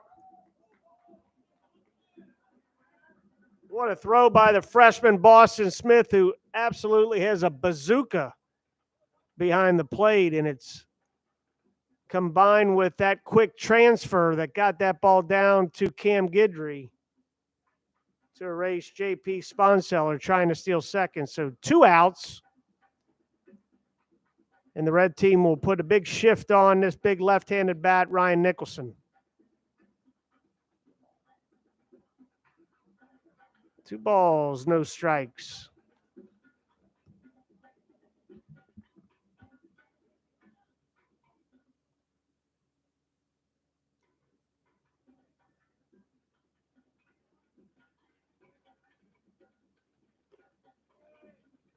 Inside, ball 3.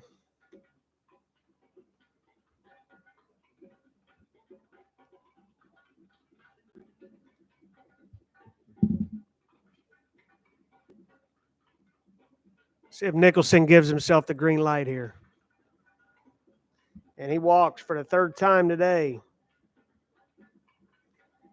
Evan Kemp's 3rd walk given up And that brings up Jake Hansen. Hansen 0 for 2. Strikeout victim with Kemp, his last appearance in the fourth.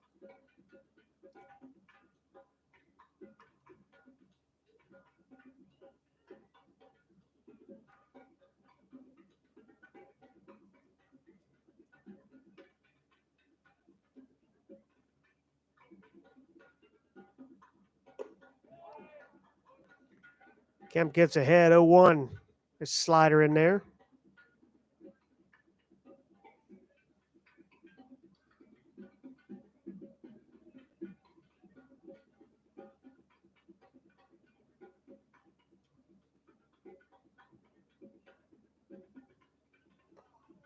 Nice pick by Boston Smith. Do or die action behind the plate.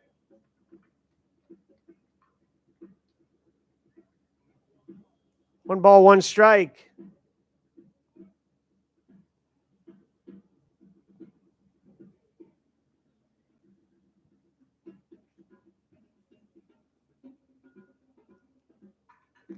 Swing and a miss. Hansen way out in front.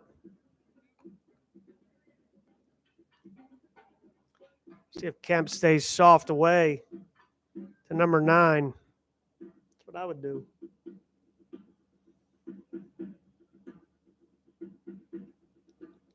Just don't make the mistake. Yep, got him. Good job by Evan Kemp. He records his 5th strikeout, and that ends 6. We're playing 7. We got 1 left. The red team's on top, 4-2. And we'll have to see who the black team's bringing in from the pen. We'll talk about that right after this break.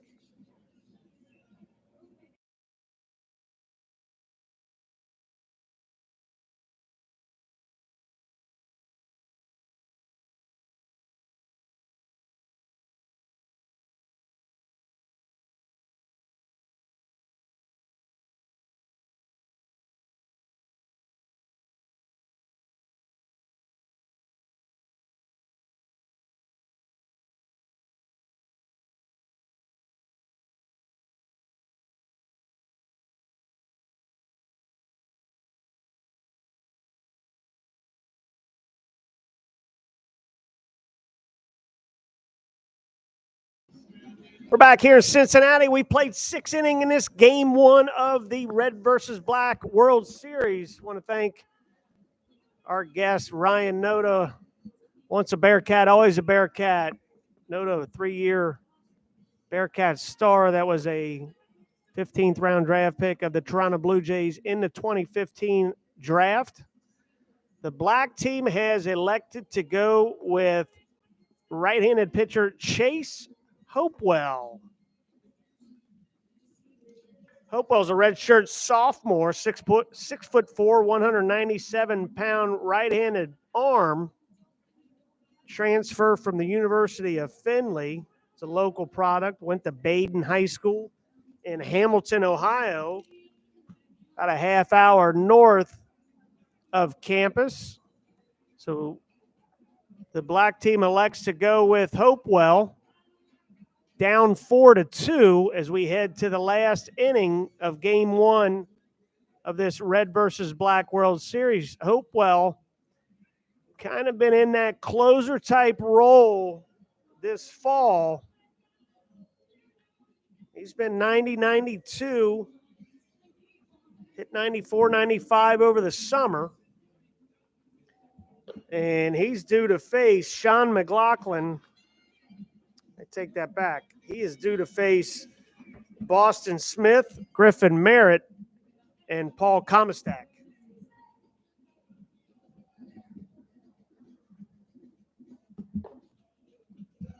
And we'll have to see who the red team will use as their closer.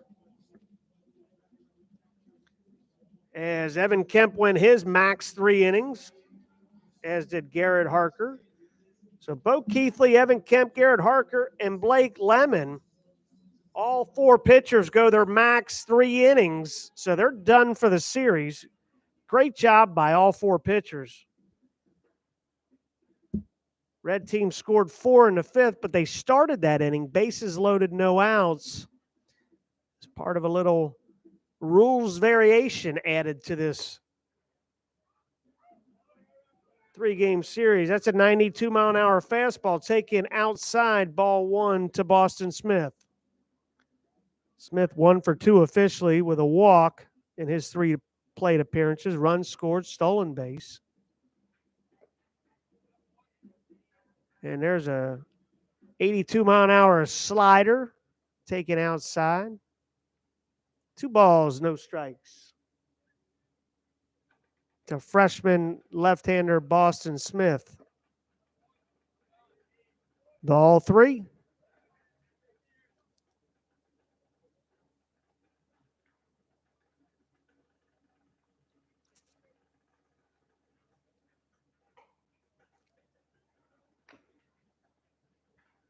Well, change up.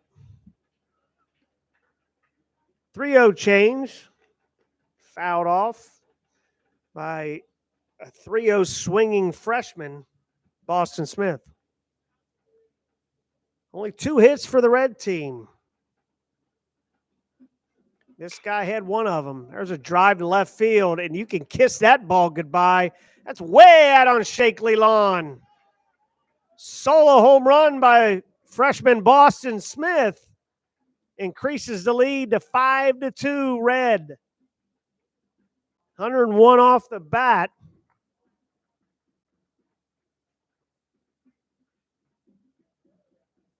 $87-mile-an-hour change that was right down the middle of the plate, hung up, and Boston Smith crushes that ball for an Oppo Taco home run. 5-2 red. There's a slider in for strike 1 to Griffin Merritt. Merritt 0 for 2 and a walk in his 3 plate appearances. Strikeout victim in the 5th to Blake Lemon. That's the 3rd hit, Boston Smith's home run for this red team. Like I said before, the 5th inning where they scored 4, they had bases loaded, no outs to start the inning.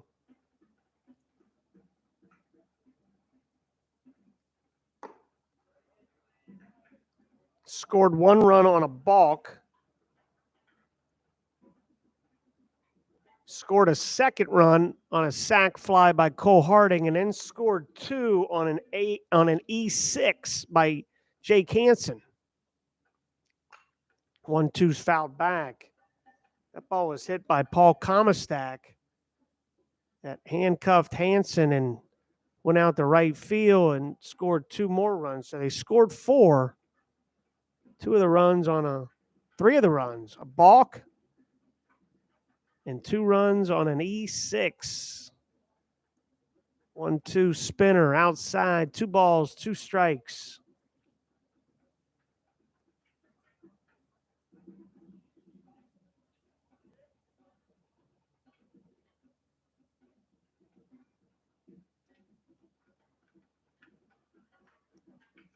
Two, fouled back by Griffin Merritt.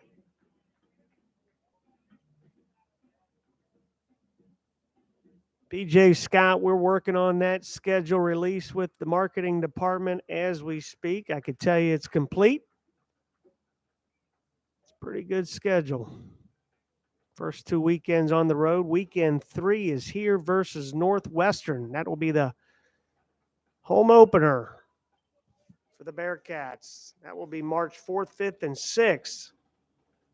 Be a 4-game series against the Wildcats from Chicago, Northwestern University, Big Ten. Bearcats will open at Florida Gulf Coast, and then the next weekend head to North Alabama. The 2-2 is tapped over to McLaughlin, flips on to Nicholson for out number 1. Good pitch by Chase Hopewell to get Merritt out in front of that ball. Now bring up Paul Comastak. Comastak 0 for 2 with a walk. That E6 in the fifth that we just talked about that scored 2 runs. Check swing foul. The Bearcats open at Florida Gulf Coast at the University of North Alabama. 2 4-game series. Weekend 3, like I've said, March 4th, 5th, and 6th, Northwestern here at home. They'll go to Bloomington for a midweek game to take on the Hoosiers at Indiana. Then they'll head to Greenville, South Carolina, and play in the Michigan State Invitational March 11th, 12th, and 13th, where they'll play the Michigan State Spartans, the Kansas Jayhawks, and Western Carolina University. And on their way back from there, they'll stop at Wofford College and play a midweek game on Tuesday, March 13th. Here's your first 4 weekends. Swing and a miss. Then they have St. Joe's here for 4, March 18, 19, and 20. And then they'll have the Xavier Musketeers March 25th, 26th, and 27th. Strike 3, 93-mile-an-hour fastball. Past Paul Comastak. For out number 2. That'll bring up Dondre Bremner. Bremner 0 for 3 with a single and a strikeout. That Xavier series, weekend 6, March 25th, 26th, 27th. The Friday night game, Friday afternoon game, will be played right here at UC's Baseball Stadium at 4 o'clock. Saturday's game will be played at Prasco Park in Mason, Ohio. 4 o'clock start there. And then Sunday, March 27th, will be played at Xavier with a 1 o'clock start there. So there's your first 6 weeks in the 2022 season. I'll try to update that a little bit more Friday and Saturday.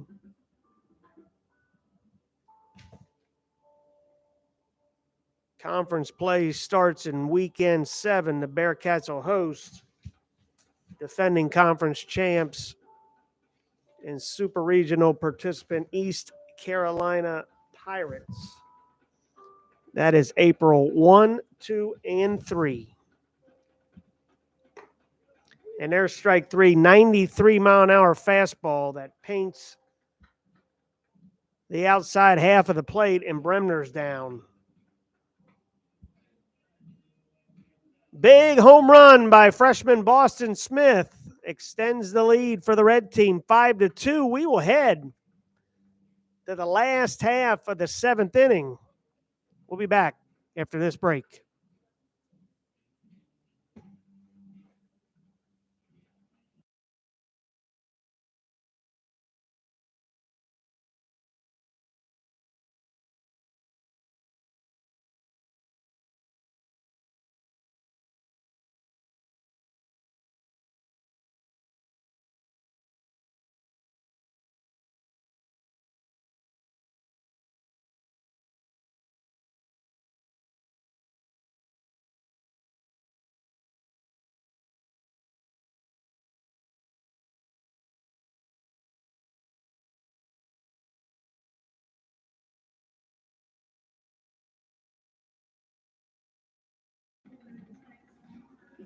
Welcome back to Cincinnati. We head to the final half of this World Series Game 1 between the red versus the black.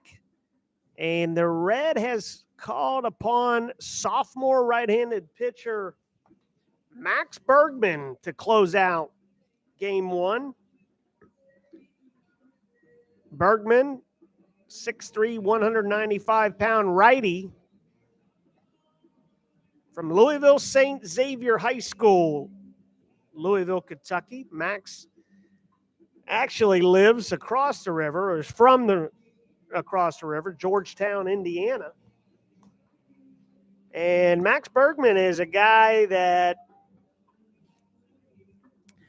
has been featured this fall as a starter, starting most of his appearances in inter squads and against Indiana and NKU. This is a pitcher that has had several different roles last year, his freshman year. Starter, middle relief, long relief, bridge guy.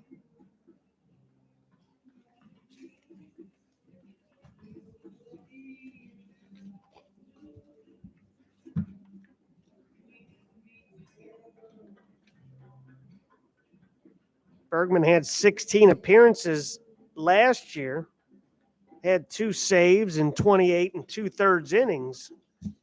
So he's done this before for the Bearcats. He will face 6, 7, 8 batters in Sean McLaughlin, Tommy O'Connor, and Max Palmieri. First pitch in, ball 1, 90-mile-an-hour fastball from Max Bergman. Fouled back. Shawnee Mack had a healthy cut on that one. Sean McLaughlin, 2 for 2. 2 singles and an RBI.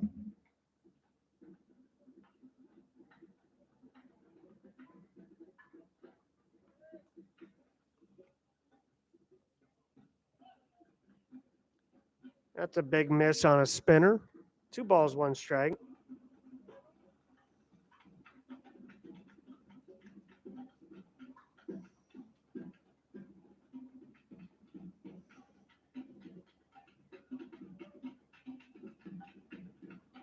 Two one.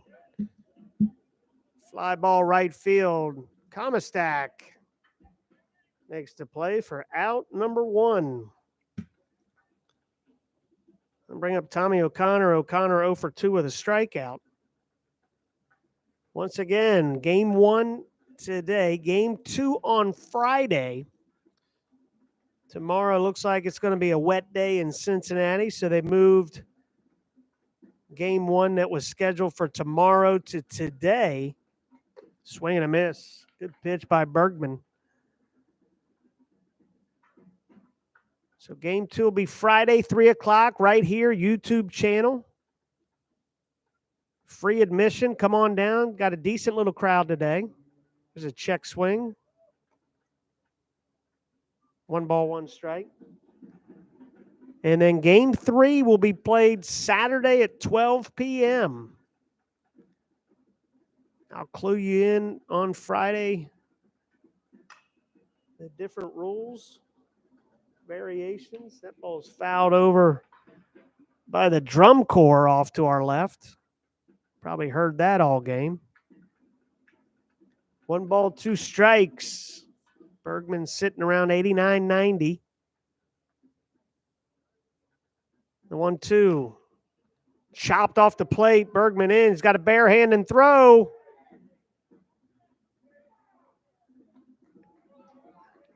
And that's an infield single by Tommy O'Connor. I'd have to agree.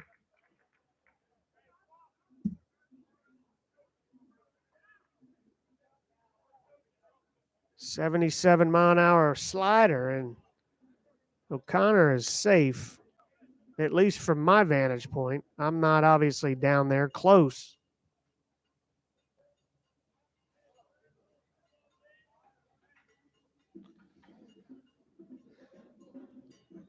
So the black team gets their 5th hit of the game, and O'Connor with the infield single. That'll bring up Max Palmieri. Palmieri 0 for 2, strikeout looking. His last plate appearance against Evan Kemp. And that ball's outside, ball 1.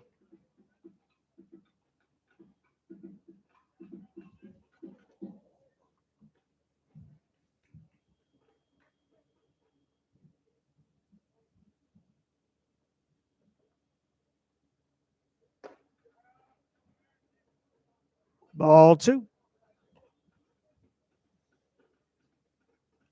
5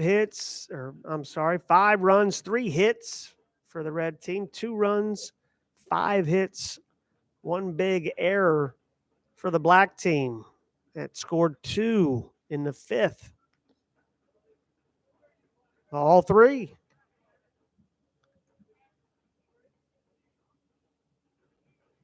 If you joined us late, the 5th inning, the red team started the inning, bases loaded, nobody out. A caveat that was added to this game, to the series, I should say. Throw down the first, not in time. Palmieri takes strike one. There are 3 situations that each team could use. They could use one situation per game. And once that situation is used, they can no longer use it again. Ball's high fly ball. And Cole Harding calls off Josh Hagman for out number 2. Red team chose the bases loaded, nobody out in the 5th inning. They score 4. Once again, 1 on a balk and 2 runs on an E6. The red team, or the black team, chose to do the same thing in the home half of the 5th. Bases loaded, nobody out, and they came away empty. And that was a good job by Evan Kemp, who struck out C.J. Dean and then got Wyatt Stapp to bang into a 4-6-3 double play that erased that threat in the 5th. So that was a huge turning point, obviously, in this game. Up until then, Black was cruising. They were ahead 2-0 through 4. And then all heck broke loose in the 5th.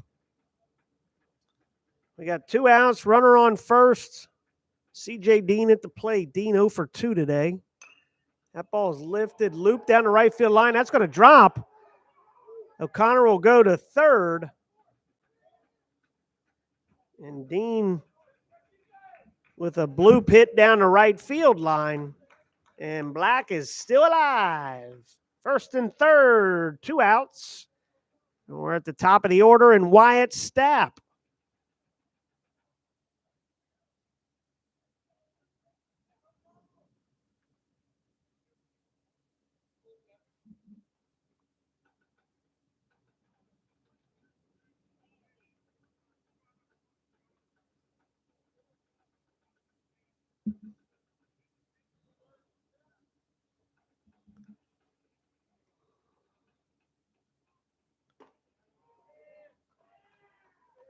First pitch taken, slider, ball 1.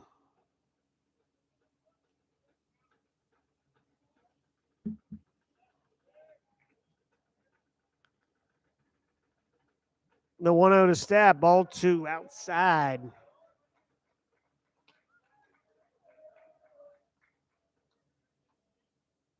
Little bit of life coming from that home third base dugout. These teams will switch on Friday. Red will be home. Black will be visitors. 2-0 swung on, fouled back by Wyatt Stapp. 2 balls, 1 strike. Stapp gets on. J.P. Sponseller is on deck, 2 for 3 with a triple and a single in his last at bat. Black team trying to pass it down the line. Outside, good eye by Wyatt Stapp as that ball was off the plate. 3 balls, 1 strike.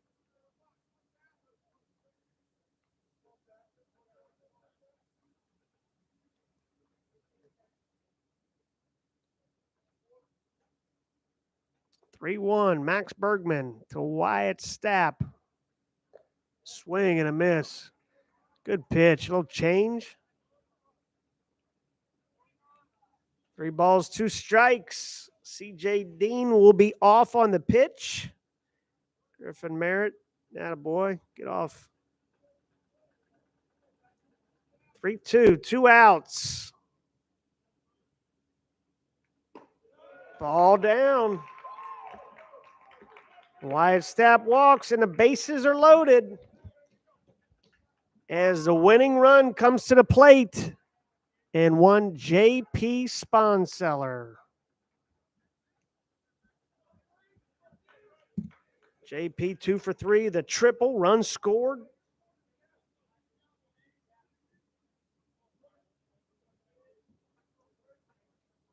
Max Bergman in trouble here.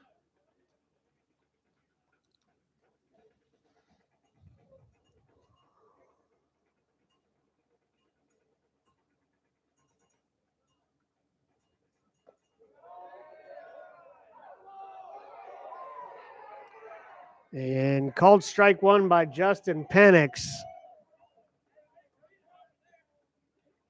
And if you put any value in the track, man, it was in the box on the pitch, not on the swing, actually. Strike called. Bergman goes slider to get ahead 0-2. Both pitches. Strikes via the track, man, from my point of view. Bergman way ahead 0-2 to JP Sponseller.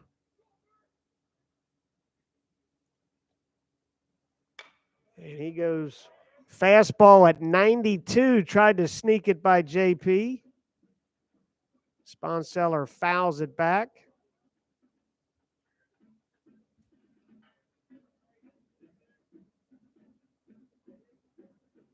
Count remains 0-2. See if he goes back to that slide piece. And that gets past Boston Smith. So that's going to bring in a run. Call it a wild pitch. Move everybody up 90 feet, and it's 5-3 Red. And as we talked about at the Open, runs are important in this series. A team can go up 2-0, and that other team could win game 3 and win the series, and run differential comes into play. So that's it. That could be a huge run for the black team. 5-3. 1 ball, 2 strikes. Fastball down, 91. Evens the count, 2-2. 2 balls, 2 strikes, 2 outs.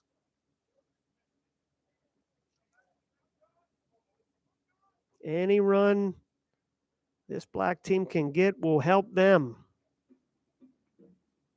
Goes soft, and a late call, strike 3 by home plate umpire Justin Penix.